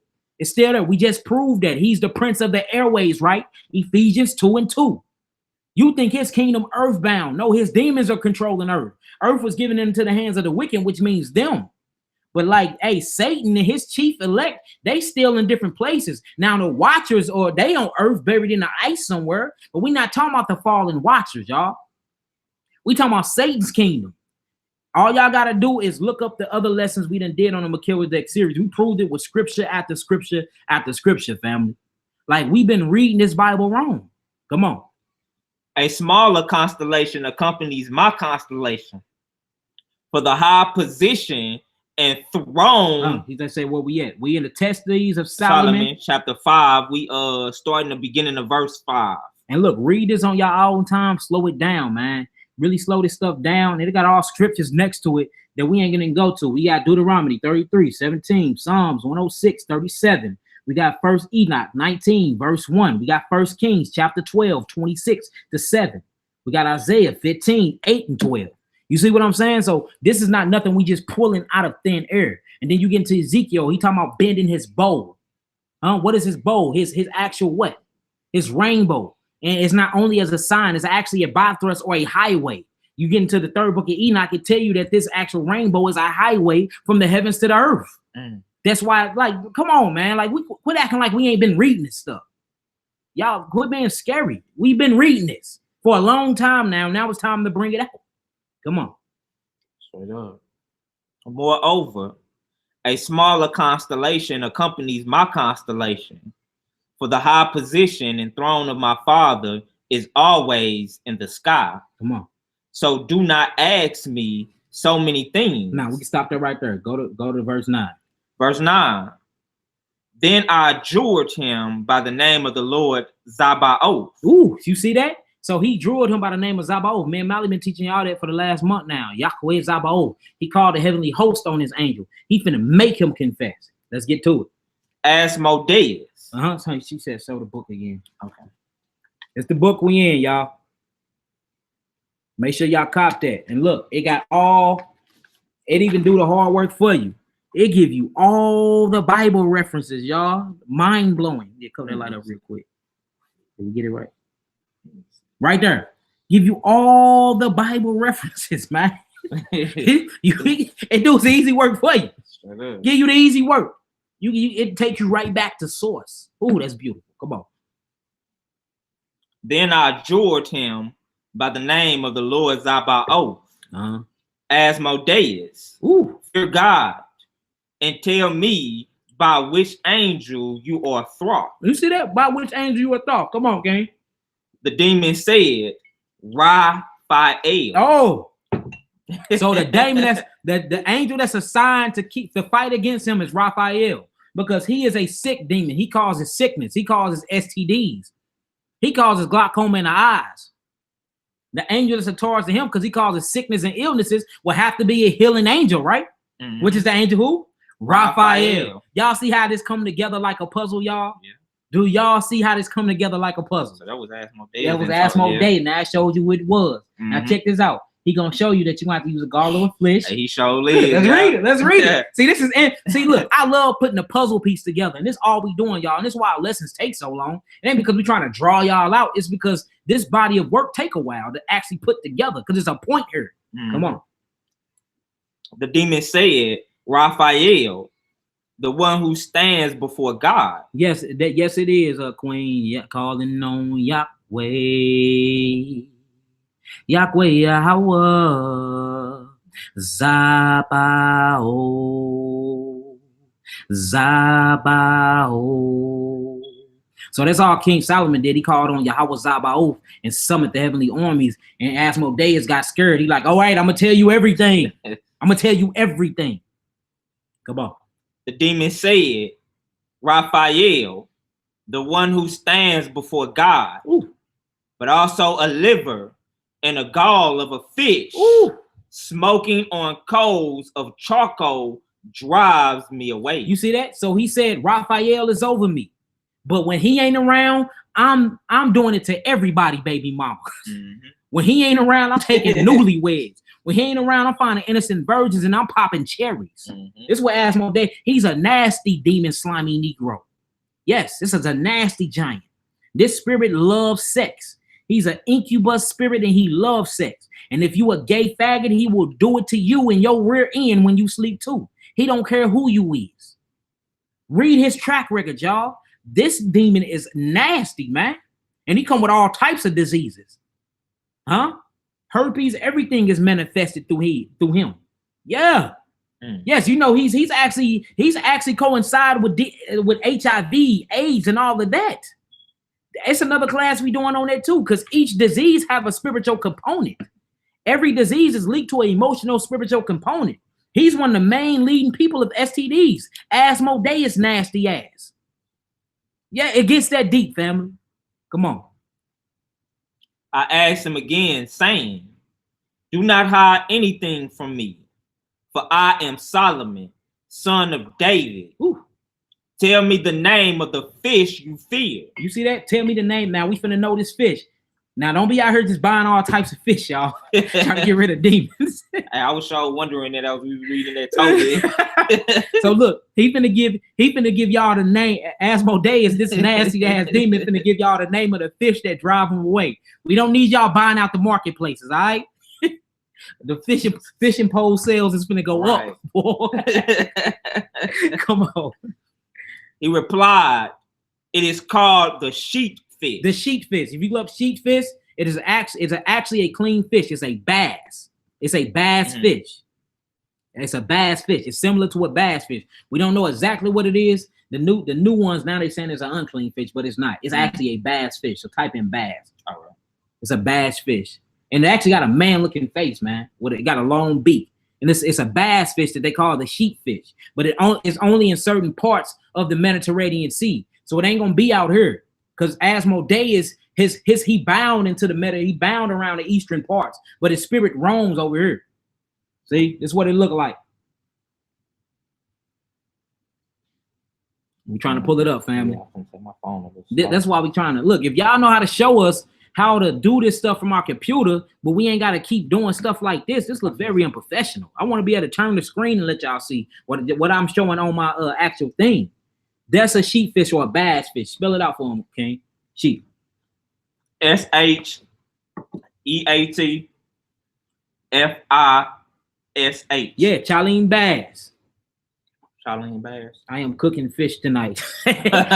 Everybody, hey, look, don't be saving gallbladders and livers and stuff. Throwing it in your freezer. Throw it in your freezer. All right, come on, okay. It says he replied, "It is called the sheepfish. Yeah. It is found in the rivers of Assyria." Ooh, of what? Of Assyria. Ooh, so it's around there in ancient Mesopotamia, y'all. Where we come from. Ooh, the land of Europe. Yes, sir. Ooh. Yes, sir. Huh? Come on. And look, that's where I get all my herbs from too, y'all. That's where all original herbs come from. Everything comes from over there by that garden, family. Have you noticed that? Ain't that just mind blowing? That's how you know our Bible is real, man. Yeah. Come on. Yeah.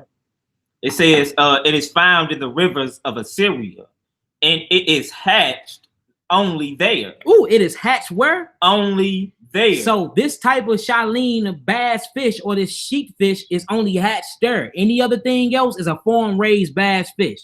So don't be getting farm raised. You see that? But look, you should have enough faith now and enough fasting and prayer and enough endurance to run these demons off. You shouldn't even need this fish because there's nothing. Mally say this always all the time. We always need outward things for inward validation. Yeah. You already got it inside of you to get rid of this demon.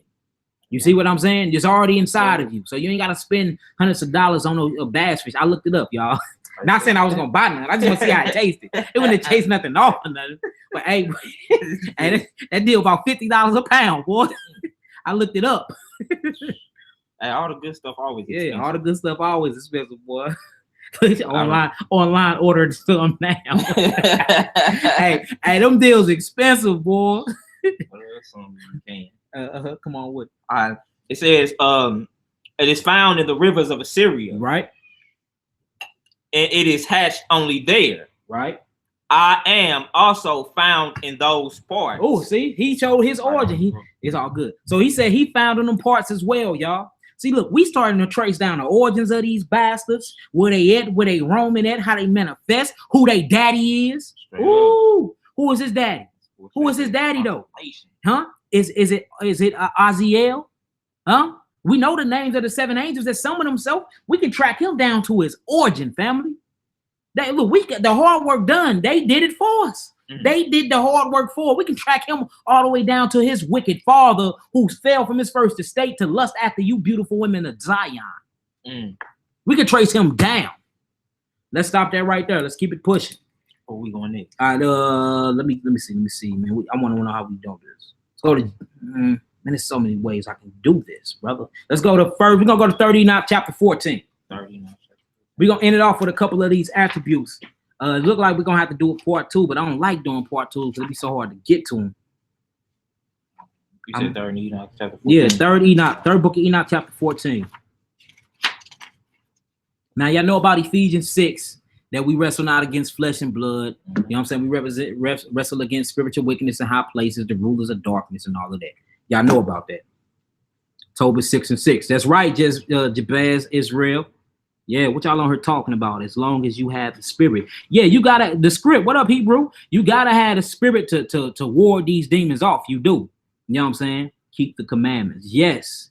Been reading these books a long time without guidance. All praise. I'm glad you see that, Queen. Now it's time to get in there and look at it with your eye open and start lining up these precepts. It is mind-blowing. You'll be like, dang, the whole time it's been me that's been the golden plate, and I've been giving all the reverence to everybody else. Exactly. Wesley Johnson online ordering some now. Derek Smith, That's a largemouth bass. Yes, it's called a Chilean bass or something like that. I looked it up, man. Them deals like $50 a pound. I ain't looking up to buy none, y'all. I just looking it up. Looks nasty. Yes, it do. Queen, I know who I am. Darrell W. Smith, too. Need help overstanding the zodiac. We'll get into that. I touched on it a little bit in a lesson that we did in the situation room a while back. I touched back on it again because we got to get into the wicked side and the priestly side. See, we don't study the zodiac. We study the luminaries. To say to study the zodiacs, meaning that you are dismayed at them. We into astrophysics, not zodiac studying. So I got you on that part though. That way we can see that you are governed by the heavenly bodies, and it was made to actually serve you. When you get into that, let me see who else on here if I can shout out. What color was Adam? He was a color of light. He was wrapped in bronze and light, just like the angels are made. And we just read in the beginning of the lesson when we went into that Psalms 104 that he had a coat of what on? A coat of light, but his feet was on the fine brass. So yes, in origin, he was a Hebrew. In origin, before it was manifested, and he was called, and Abraham was called that. Because remember, he knew us before the foundations of the world. So once you get that, we can do a lesson on that too. Before you was in your mother's Before you was in your mother's womb. If you read Test of Solomon chapter 8, it talks about the rulers of the world of darkness in Ephesians 6. Yes, it does. Joachim Maccabee. They're Gentiles. Yeah, I got you out. All right, let's get it. I don't want to get too far off the lesson, but I do want to acknowledge y'all family because we are, you know what I'm saying? This is like a community, man. We a family. We just rapping with each other, hashing out scriptures. That's all we doing. Come on, King. All right, 3rd Enoch chapter 14. Yes, sir. Everybody there? Type in your nines once y'all there. Type in your nines when you listening. We're going to run through these attributes real quick, and we're going to get up out of here. How long we been online, y'all? Somebody type in how long we been online because it don't show me on this computer. Maccabee, I need to start getting your computer, man. What time? 8:30. We started at like 6. Then. Oh, okay. Look, come on. Let's give him 30 more minutes then. All right. 3rd Enoch chapter 14, starting at verse 1. Or Ishmael said. Now, Ishmael is not talking about an Arabian or Arab. It's an actual high priest. His name was Ishmael. Come on. The angel Metatron. Meta means beyond. Tron is electrons, protons, and neutrons, a nucleus charge per atom. That means he was beyond the physical. Because Enoch or Hanuk name was changed to Metatron because he actually arrived and he escaped his DNA and got outside of this fleshly body when he was translated by God. So that's what Metatron means. Yes, it's a movie about that. It called Autobox and all of that. And notice that the Autobox was frozen into the ice. And the ice is frozen in these angels in Antarctica. So look, the message in the movie get the picture, but we ain't gonna get on that because it's gonna lead us somewhere else. Come on. The angel Metatron, Prince of the Divine Presence. Hey, see, this called him Prince of the Divine Presence because the Most High gave him stature and glory when he changed his body once he entered into the heavenlies. Said to me, when the Holy One, blessed be he, placed this crown upon my head, all the princes of kingdoms who are in the height of the heaven of Arabat and all the legions of every heaven trembled at me. Ooh, come on. Even the princes of the Elim, the princes of the Arlenium, yeah, and the princes of the Tasparium, yep, who are greater than all the ministering angels. Now you get into the levels, and this is another one we're gonna talk about the actual ranks of the heavens, man. They break down and they all got names in Hebrew and all of that. So amongst these ministering angels, each ministering angel is over ranked to have a name. And when you line all the names up, it makes a secret code out, which is crazy. Just like when you add all the names up in Torah, Deuteronomy, Genesis, Bereshith, and when you line them up, it all says a name that brings forth the prophecy of the Messiah. Like, look, this book cannot be made by a white man, y'all. It's too divine. It's too divinely inspired. It's too mystical.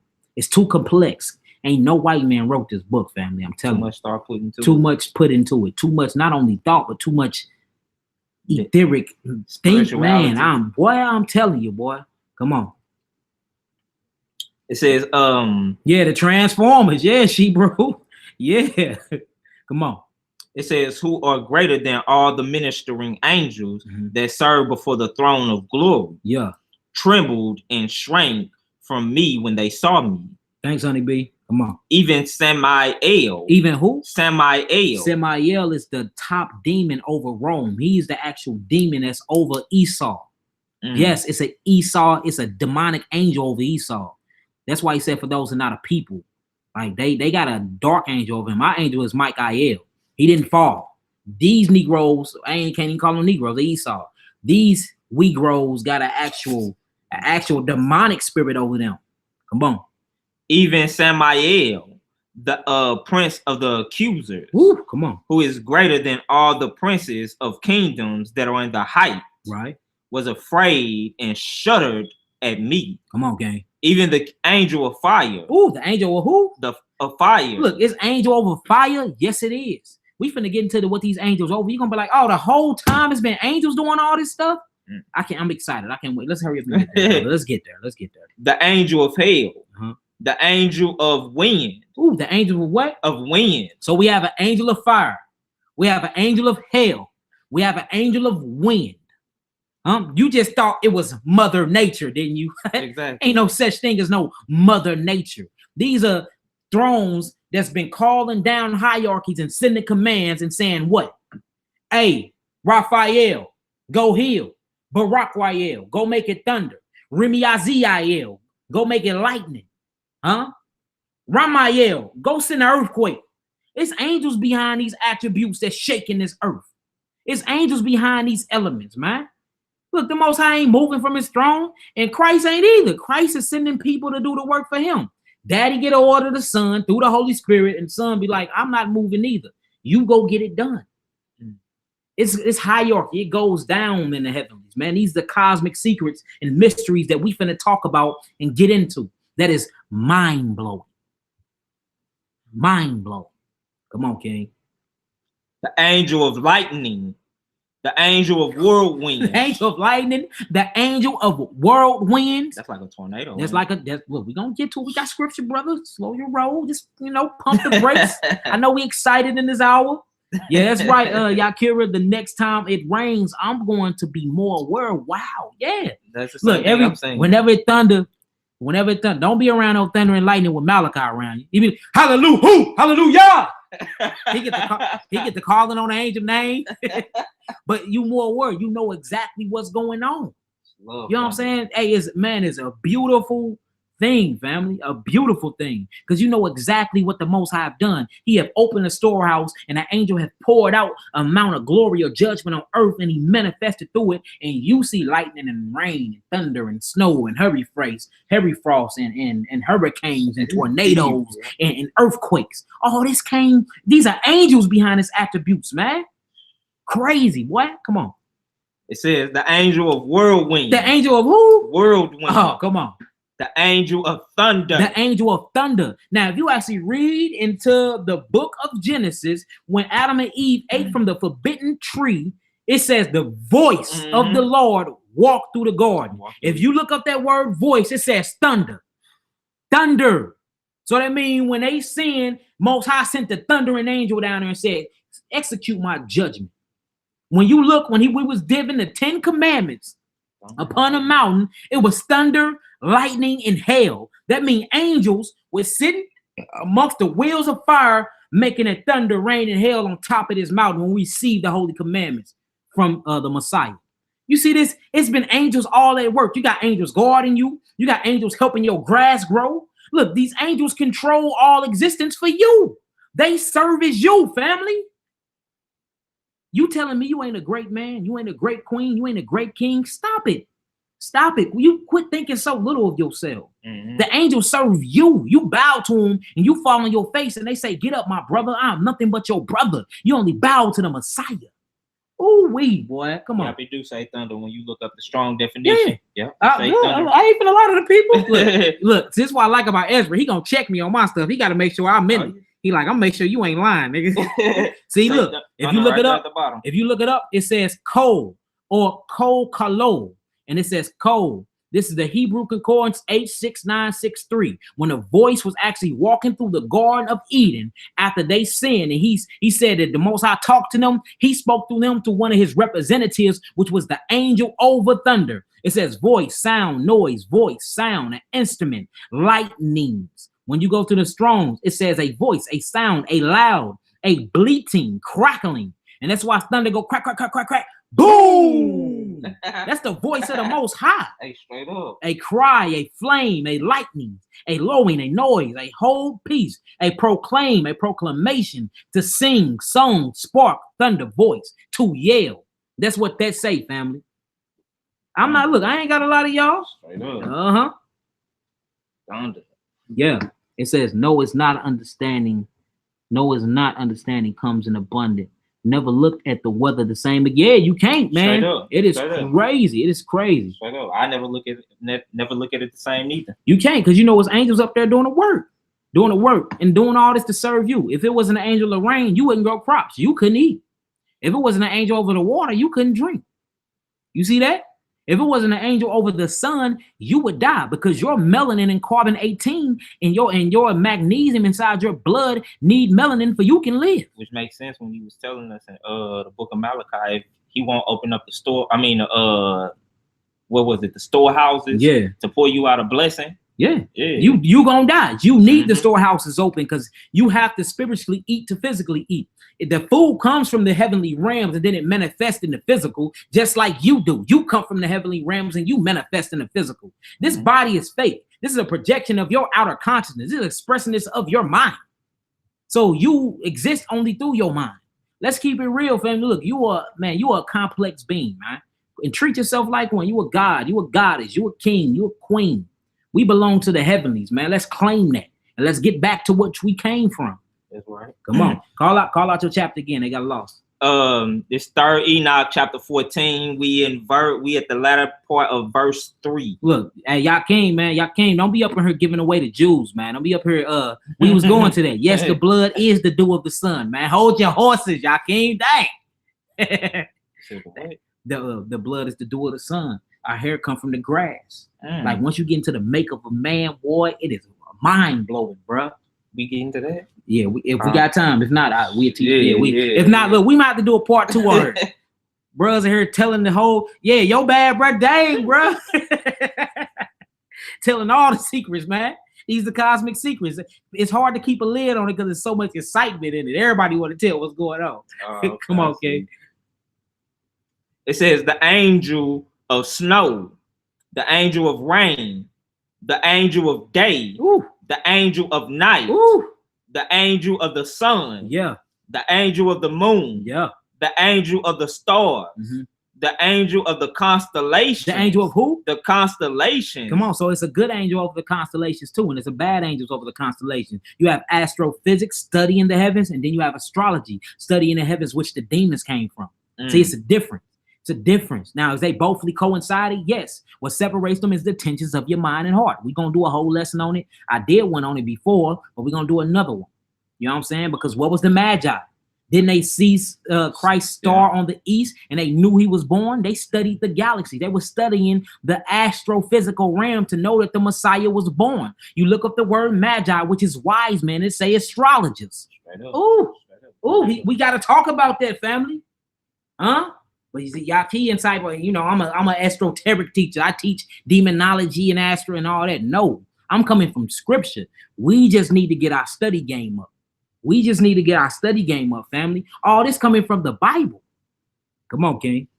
It says, the angel of the constellations who guide the world by their direction. Trembled and shrank back in alarm from me when they saw me. Come on.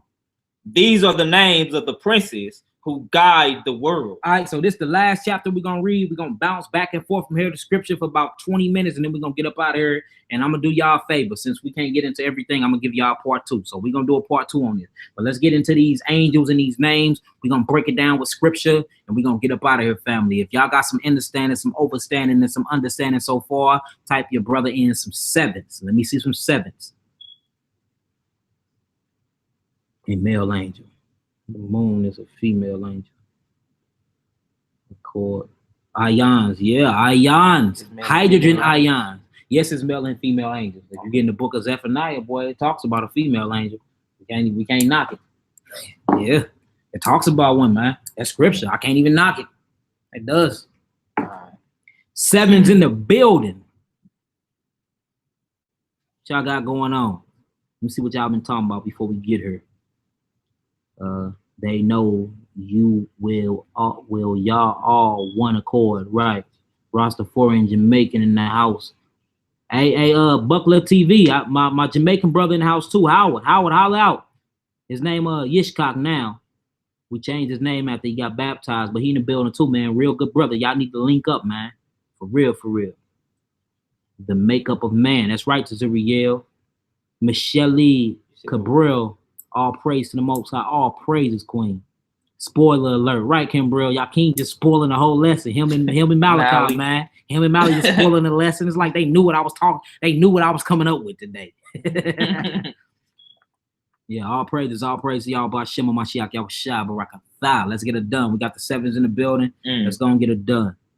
Talk about the rainbow. I'm gonna talk about the rainbow in the next series and show how it's a bythrust and it's a world from the heavens. We'll talk about that in the next series. We need a lesson on the Anunnaki. I got a good long lesson on the Anunnaki. This all me and him talk about, right? Oh, that's all we talk about. Man, look, and I knew. I done showed them in Hebrew that it talk about the guys that I knew. They named cities after them in Genesis and everything. Yes, that's a very deep lesson. No, I gotta wait till the Spirit tell me to bring that forth. But it's been done. It's been done for about a year now. But I be having to wait on the Spirit tell me to go before I do it because I don't want to be a stumbling block for nobody, family. All right, come on with it. All right. It says 3rd Enoch chapter 14 verse 4.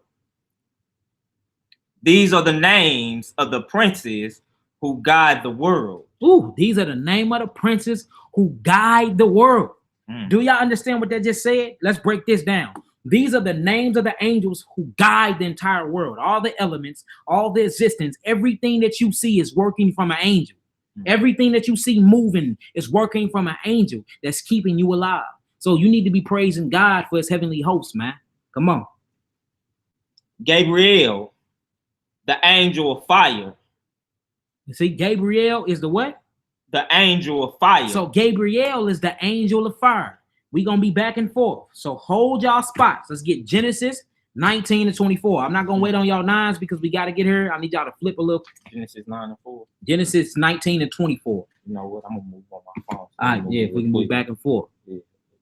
Yeah, we got to get up out of here, family. So I'm not rushing or nothing, but you said 19 and 4. Yeah, so it says Gabriel is the angel of fire. We looking at Genesis 19 to 24. Come on with it. 19 verse 24. Yeah. And it reads, then the Lord rained upon Sodom and upon Gomorrah. Now it says he rained on Sodom and Gomorrah. Come on. Brimstone and fire. Ooh, and fire. We just read in the pseudepigrapha that Gabriel is the angel over fire. So who was in charge of the domination or of the condemnation and the overthrow of Sodom and Gomorrah? Gabriel, the archangel. He sent all types of fire brimstone down there. See that? Yeah. You see how we linking that together? So Gabriel was the one who sent the nuclear missiles to Sodom and Gomorrah. Which makes sense. Which makes all the sense in the world. Let's keep it going. Baradiel, the angel of hell. Ooh, Baradiel is the angel of hell. Let's talk about hell in the Bible. Let's go to Exodus chapter 9. Exodus chapter 9, 13 to 35. Exodus chapter 9, 13 to 35. So far, we got Gabriel. He's the angel over fire. He dropping nuclear war bombs on Sodom and Gomorrah. Now we going into hell. We see that Baradiel is over hell, and I ain't talking about no golf ball size hell. I'm talking about hell bigger than your SUV. Yeah, I ain't. Exodus chapter 9, verse 13. And the Lord said unto Moses, rise up early in the morning and stand before Pharaoh and say unto him, thus saith the Lord God of the Hebrews, right? Let my people go, come on, that they may serve me. For I will at this time send all my plagues upon thine heart, and upon thy servant, right, and upon thy people, that thou mayest know that there is none like me in all the earth. Ooh, Right. come on. For now I will stretch out mine hand. He said he's gonna stretch out his right hand, which is the Messiah, That's symbolically, you know, come That's on. right. That I may smite thee and thy people with pestilence. Come on. And thou shalt be cut off from the earth. Come on, King. And in every deed, in very deed, for this cause have I raised thee up, for to show in thee my power, and that my name may be declared throughout all the earth. Ooh, Seraphina, Bethel, Yisrael, Shalom, Shalom, Queen. That's my sis right there, man. All praise. Beautiful, beautiful spirit, man. Come on. Verse 17. As yet exaltest thou thyself against my people, that thou wilt not let them go. Come on. Behold, tomorrow about this time will I cause it to rain a very grievous hail. Ooh. So look, he said about tomorrow this time. So that means he gave Baradiel an appointed time to go rain some SUV size hails on these pharaohs and the Egyptians. Mishraim. Come on. Such as not been in Egypt since the foundation thereof. Ooh, you see that? This ain't never happened in Egypt since the foundation of the creation, boy. This had to be some hell, right? Come on. Even until now. Even until now. Come on. We're going to 35. Send therefore now and gather thy cattle and all that thou hast in the field. For upon every man and beast which shall be in the field and shall not be brought home, the hail shall come down upon them, and they shall die. You see that? This is how much hell it was. It said, if you don't do what I say, you don't get in your house right now and take shelter, this hula hoop side hell is going to be busting skulls open. Yeah. So we see Baradiel is not playing no games. We see with Sodom and Gomorrah, Gabriel wasn't playing no games. See, yeah, boy. Hey, straight angels. Make you think of some mob type stuff. Like, hey, go do this. Yeah. Hey, I need you. Gabriel, Yeah, we talking about gang. That fire. That's the biggest gang ever, boy. Biggest Hey, Melchizedek, the order of Melchizedek. Y'all talking about gangs, yeah. All right, come on. Verse 20.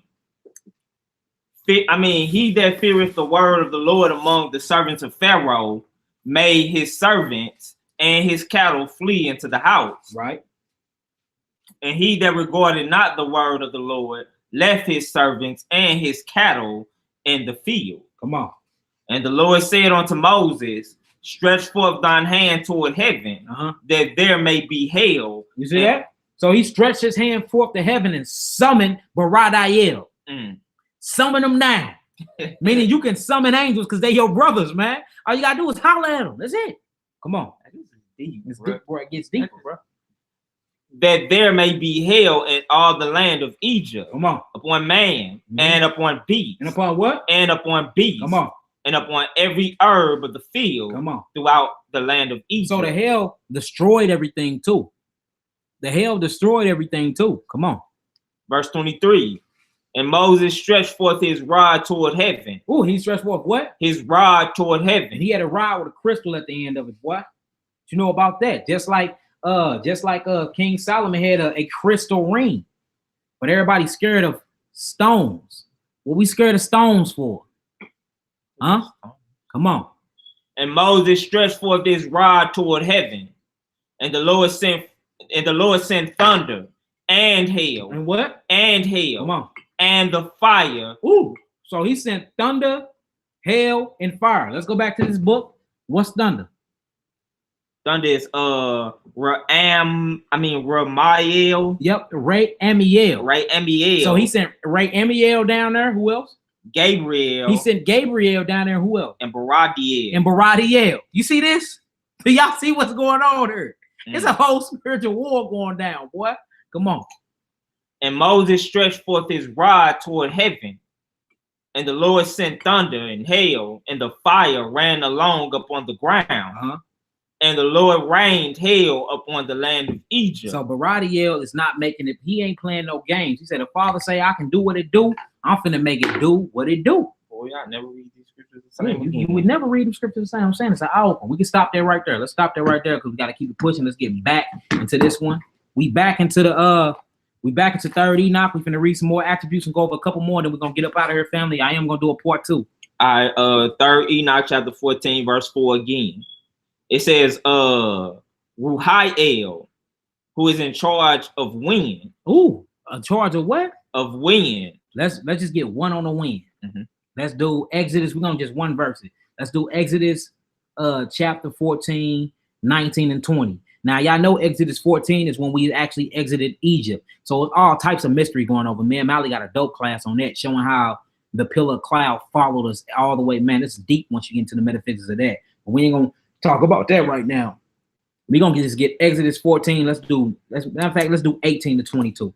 Show about this wind. Now, who's the name of a wind? The angel Ruhael. So whenever you see a wind and that wind get to blowing, when before a storm comes, you be like, hey, all praises Yahweh Ba'Shem Mashiach Yahweh Shah for Ruhael. He start making the wind blow harder. Start calling them by name. Start calling these angels out. These your big bros, man. Start calling them. We reading from the third book of Enoch, family, chapter 14, and we in the verse 4. Verse 4. That's where we at. This Exodus chapter 14, verse 19 and 20. Now we matching it up with Exodus. We just read that Ruhael is the angel over wind. Now we going to the 66, the Bible, King James Version. We showing you what he did. Come on. And the angel of God, which went before the camp of Israel, removed and went behind them. Come on. And the pillar of the cloud. And the what? And the pillar of the cloud. Once you get what this pillar of this cloud was, it was an ancient technology, man. Hey, this is a whole nother lesson though. But boy, it is crazy, man. Like, we've been reading this Bible wrong, family. Let's really start reading this Bible the correct way. Come on, King. And the pillar of the cloud went from before their face and stood behind them. And it came to pass, it came between the camp of the Egyptians and the camp of Israel, and it was a cloud and darkness to them, but it gave light by night to these. See that? So this cloud gave light. Clouds give light. What was this? Another lesson, though, family. So that the one came not near the other all the night. Come on, keep going. Yeah, keep going. It says, and Moses stretched out his hand over the sea. And the Lord caused the sea to go back by a strong east wind. By a strong east wind. So now we see that Ruhael is the one who parted what? The sea, the Red Sea. That was Ruhael. He parted the Red Sea. Ain't that deep? Yeah, that's deep. Come on. It is. All that night and made the sea dry land. Ooh, it made the sea what? Dry land. So that's Ruhael. Come on. And the waters were divided. Keep going. Stop it there. Stop it right there. Let's keep it going. All right, back in 3rd Enoch chapter 14, verse 4. The angel Baraquael, who is in charge of lightning. So we got Baraquael. He's in charge of the lightning. Let's go to Job. Job 36 and 30. Job 36, 30 to 33. Back in the 66. Let's see what Baraquael be up to. Huh? 30 to 33. Yep. Job 36, 30 to 33. All right. Job chapter 36, verse 30. Behold, he spreadeth his light upon it and covereth the bottom of the sea. Ooh. He spreaded his what? He spreadeth his light upon it and covereth the bottom of the sea. Come on. For by them judgeth he the people. He giveth meat in abundance. So you see what he judged people back. Now, if you go to the storehouses in First Enoch chapter 70 and chapter 7, I believe, in 70 and 70, chapter 70, it talks about how he opened up the storehouses and he bring out lightning and thunder. And he said that is his execution and judgment upon earth. So whenever you see lightning and thundering, it's the Most High sending his angels to judge the earth for wicked things that's been happening and what we have done. Come on. Verse 32. No, it was Exodus 14, King. J.A. Judah. 19 to 20. Come on. Job chapter 36, verse 32. With clouds he covereth the light, and commanded it not to shine by the cloud that cometh between. The noise thereof showeth concerning it, the cattle also concerning the vapor. All right, so that's the lightning. Give me another one. Give me Job 37, 1 through 7 real fast. Job 37, 1 through 7 is a good witness to that Job 36 and 30. Come on. Job chapter 37, verse 1. At this also my heart trembleth, and is moved out of his place. Hear attentively the noise of his voice, and the sound that goeth out of his mouth.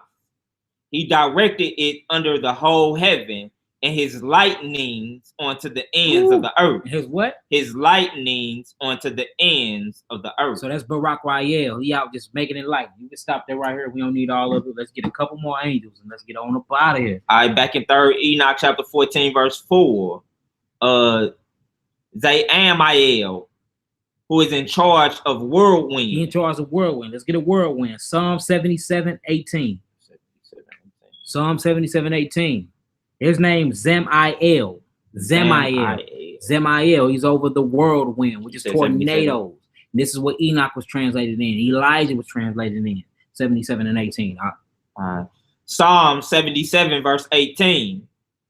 The voice of thy thunder. Ooh, so now who was over thunder again? Ra'amael. So we see his angels that play this whole time here servicing you. Come on. The voice of thy thunder was in the heaven. The lightnings lighteth the world. Ooh, the lightnings lighteth the world. So whenever it's a thunderstorm, it's at least 6 different angels that play here. Whenever you see a full-blown thunderstorm, it ain't just one angel. It's at least 6 of them. They down here tearing some things up. That's beautiful. Really is. That's beautiful. Yeah, really is. Come on. It says the earth trembled and shook. Ooh, the earth what? Trembled and shook. Earth trembled and shook. That talks about a earthquake. Who was over earthquakes? I read that real fast. Earthquakes. Ra'azael. Ra'azael is over the earthquakes.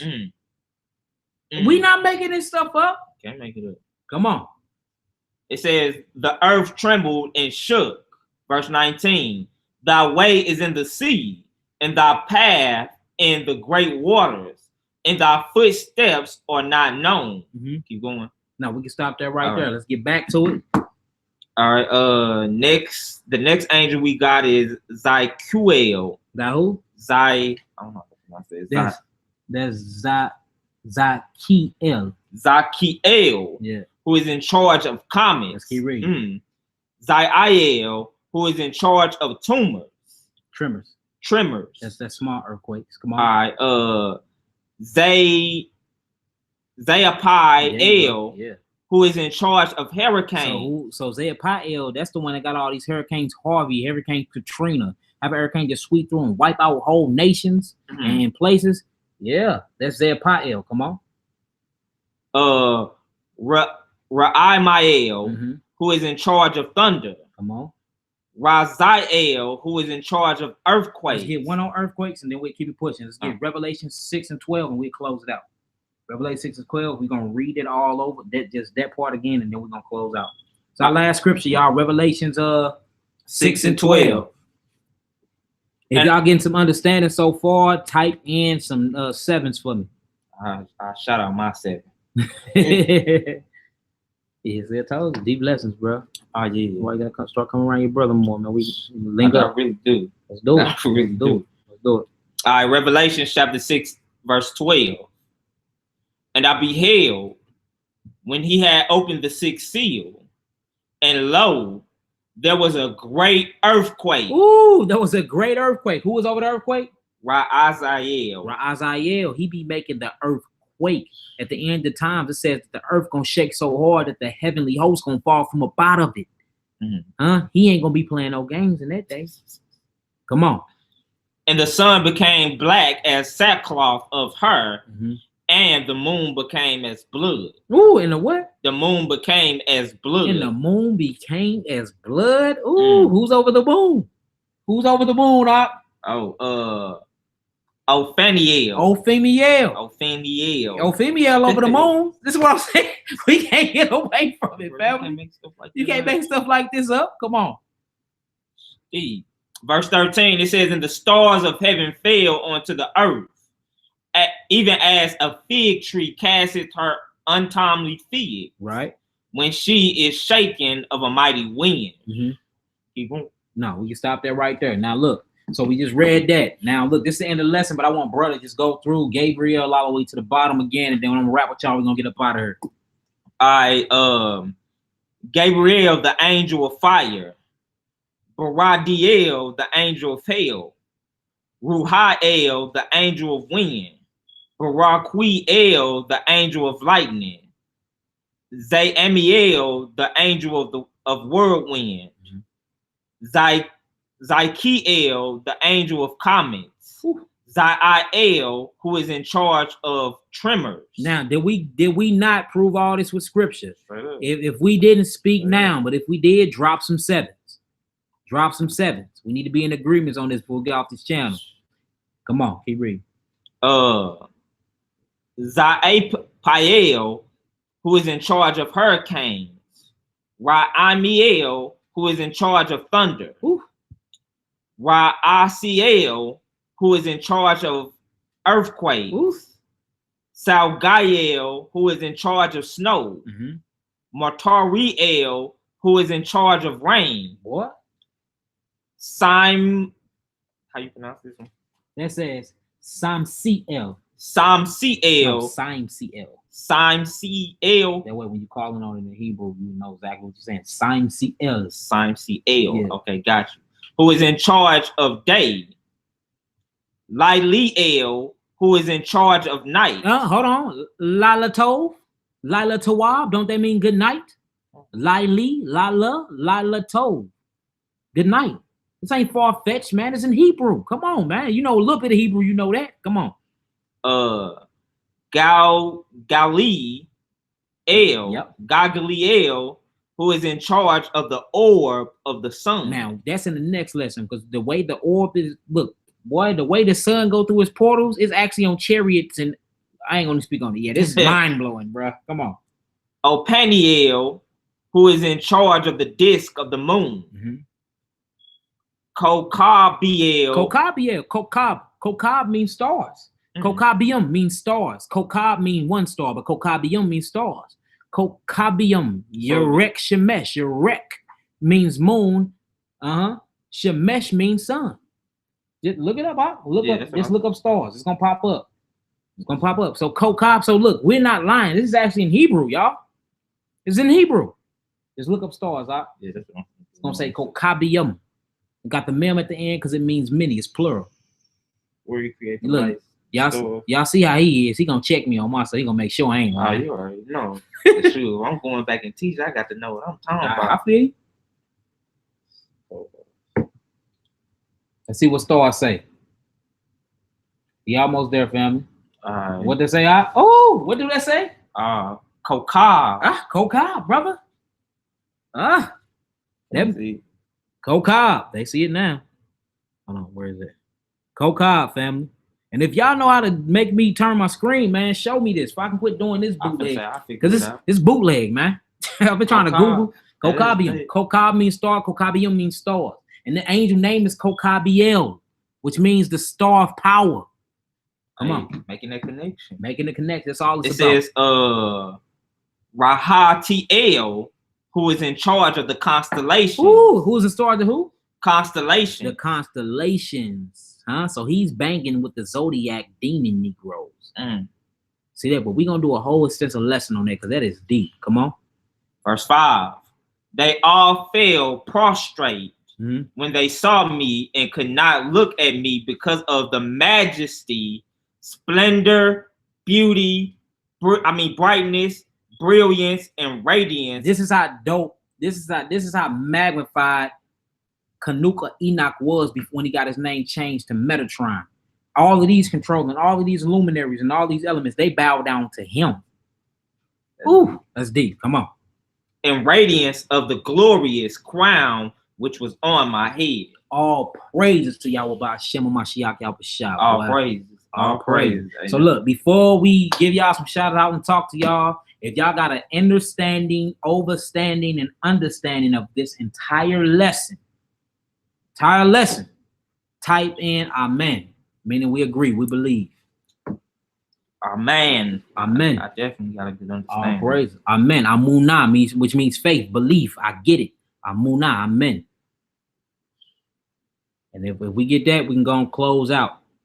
Knock your spirit. All praises, all praises. So it's about pronunciation with this too, right? Yeah, it's about pronunciation. But like what Mally was going over with is long, because in Hebrew it's spelt the same way and it's different dialects. So you can say Razael, and I can say Razael, but it's still the same thing because it's the intentions on what you calling on. So the Most High does he know what you call through your intentions. But if you want to hit them syllables right though, to get the full effect, learn that Hebrew and get it right, because we see in the book of Solomon called on the wrong fire one day because they so closely connected that he called on destruction of fire instead of the fire of God. He burnt down his house. You know what I'm saying? So you want to call on the right thing. You see what I'm saying? Yeah. We'll work on it offline. Cool. All praises, all praises. Let me give y'all some shots out. Francina, I think I said your name right. Queen Brown, Shalom, Shalom, the Shelly, Shalom, KJ Rogers, Shalom, Brandon Perry, Shalom, Kimbram Lily, Shalom. Honeybee said, can she show you her PowerPoint? Yeah, call me. My number, dang, what is my number? Look on my website real fast. Just go to yakiawaken.com. I'm pulling up my number now and I'll give it to you. I don't know my number by heart. But yeah, you most definitely can. I'm gonna throw my number out here for y'all. Zaphiniel, Shalom, Shalom. It's www.yakiawakened.com. Kingdom Bound, Shalom, Shalom. Missy, Shalom, Shalom.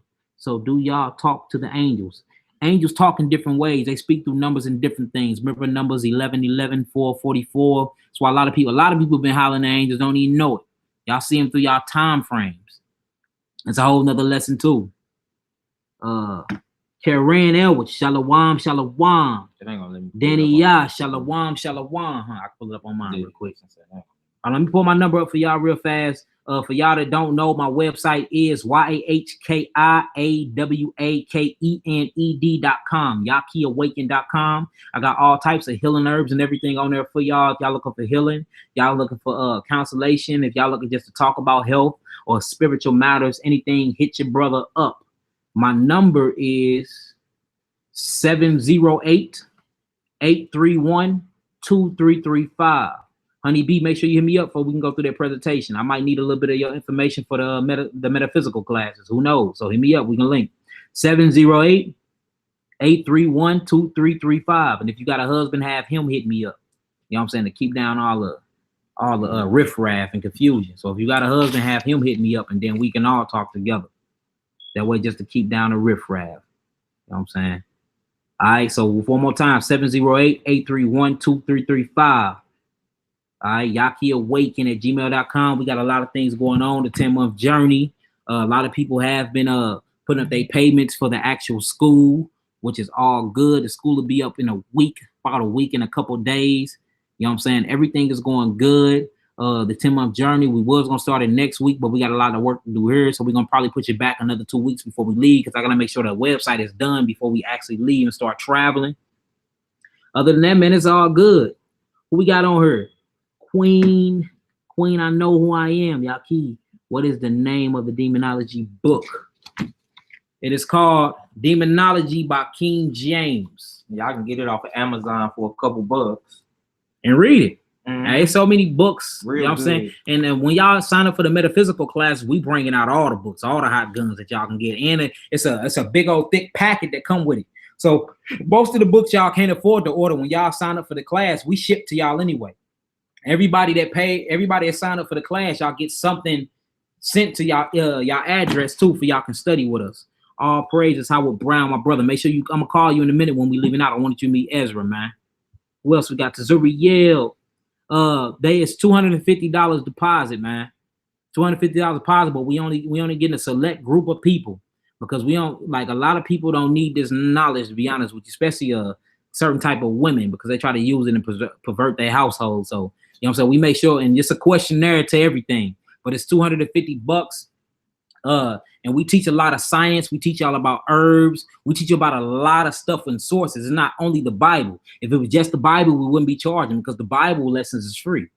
This is actually a metaphysical class, and we put a lot of time and effort into, and that's why we charging. And we only gonna charge. We only gonna like get about 40, 45 people in. We only had 16 at first, but so many people started sending money in, and like, no, we need it. So we go up to about 45, 50 people. You know what I'm saying? Whenever Mally say that he want to max out at that, that's what it is. But it's a great curriculum. We got an actual brochure, we got booklets, man. It's gonna be beautiful, you know what I'm saying? And it's all about charging everything and living the information. We all be just studying and don't apply it. We gonna live this information, you know what I'm saying? This is what it's about, raising the consciousness.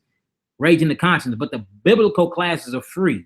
If we strictly Bible, it's free. But if I gotta go and I gotta link everything and I gotta teach curriculums and all of that, that takes a lot of my time, and that's the reason why y'all paying for it. You know what I'm saying? If the price too high, just don't take the class. I get it. I feel it. I'm not here to gyp anybody. I'm not here trying to take nobody money and none of that. I ain't about that at all. You know what I'm saying? We family. But y'all do got to pay for a certain amount of times. And that time y'all paying for. This is what it is. Love y'all to life. Who else we got on here? It's all good, Cameron. You know what I'm saying? If you ain't ready, it's all good. It's all good. We ain't forcing nobody. Nobody. What if you live in Ohio and want to take the class? It's going to be an online class. It's going to be on the website I just gave. We adding all of it. There's going to be a community on there, everything. It's going to be beautiful, family. It's going to be beautiful. Chakras. Yes, we talking about the chakras too, which everybody's so scared of. Me and Uriel did a class on the chakras, decoding the chakras with the Holy Bible. It's on the channel.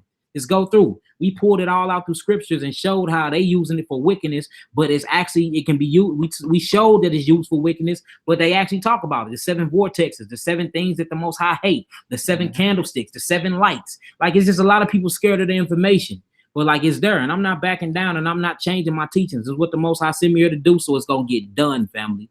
As long as I'm keeping the scripture, well, I'm good. Lava is that lake of fire. Yes, it is. Y'all see it. Y'all witnessing the lake of fire in Hawaii right now, burning everybody's house down. So crystals are okay to have. Only if you using righteous intentions with the crystals. If it wasn't, it wouldn't be on the breastplates of the high priest. Right. Every crystal come from 12 crystals. And if it was wicked, now can you use crystals to bring about demons? Yes, you can. That's the only way you can summon demons is through crystals. But can you use them to amplify the praises of the Most High? Yes, you can. And that's why I was on the 12 breastplate. That's why I was 12 stones representing the tribe of Israel on the breastplates of the high priest. So it's all about intentions. And do you know what you're doing with the crystals? If you don't know nothing about them, and if you really ain't studied up with them and you ain't found them in scripture, don't use them until you find them in scripture. You see what I'm saying? What else we got? GOCC charge for the Bible Academy. And I got a lot of, yeah, most definitely. And we ain't charging for no Bible, nothing. You ain't got to pay us. The word of God is free. That's scripture. But if we finna be going over curriculum and all of that, that takes a lot of my time. And the people that's around me know I put a lot of time into this. So, you know what I'm saying? Y'all gonna have to pay for that. Who else we got in here? Facts Op. Melanin Rich. What's up with it? Which Enoch should I order? There are more than one. Yeah, if you want to get all 3 of them, just go ahead and get you this Bible, Queen. I mean, not this Bible, this pseudepigrapha.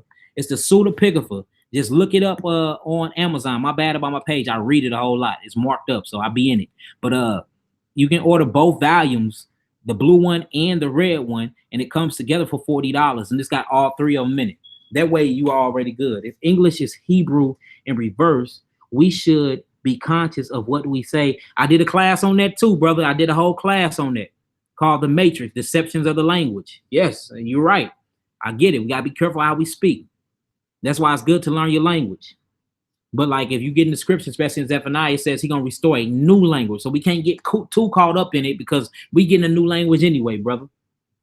They have 12 tribe breastplate necklace on Amazon. Yeah, they be trying to mimic it. Who else we got up in here? Dang, family, y'all shooting out all questions. Yaki, is that your new number? Yes, that's my new number, Shebrew. My bad. I should have been regave that out. That's my new number. It's on my website. So if y'all been trying to call that 458 number 0773, the 31445, that ain't me no more. I just gave y'all my new number. So make sure y'all hit me up and shoot me a text so I can keep in touch with all of my family. And I know sometimes it take me a couple days to respond, but that's because it's hundreds of y'all hitting me up at one time. So my bad. But it's never more than a week. It'll only be a couple days and I respond. How long are these classes? These classes break down into 10 sessions. Each class is about 2 hours and 30 minutes long, and it's homework that come with them, and it's exercises. And exercise and homework must be completed and turned back in before you advance to the next stage of the class. What else we got? You checking on the BTM right now. Them volcanoes and earthquakes are popping everywhere. Yeah, that's because end of time is coming. The Most High is bringing all these angels are turning up in this last hour, right up? Oh yeah, sure. Straight up. The Testament of Solomon is in the pseudepigrapha, also correct. No, yeah, it is, Queen. It's in there. We just read it. I would love to meet you in fellowship with you. It's all good, Queen. You got my number. Hit me up. We can make that happen.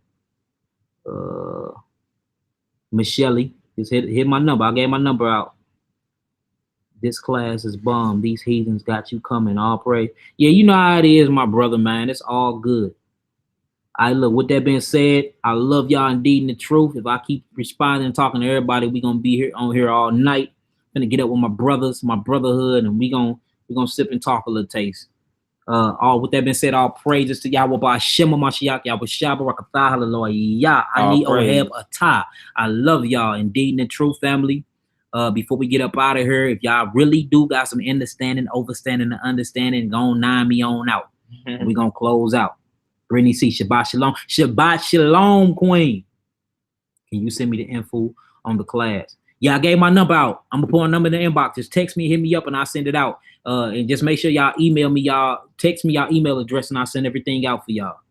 All praises, all praises. Yakira, Shalom, Shalom. Irish, Shalom, Shalom. Odelia, Shalom. Leonard, Shalom. Ya'al, yo, head, brother. We on our way over there, man. Corey Moore, Shalom, Shalom. Sean Seal, Shalom, Shalom. Shalom, family. Vinny E, Shalom. Francisca, I hope I said your name right, Queen. Shalom. Pamela J, Shalom. Yes, love you indeed in the truth, Queen. Always and forever. Michael Ban Yisrael, Shalom. Melanin, Shalom. All right, Shalom, family. Yahoo, order Melchizedek, baby.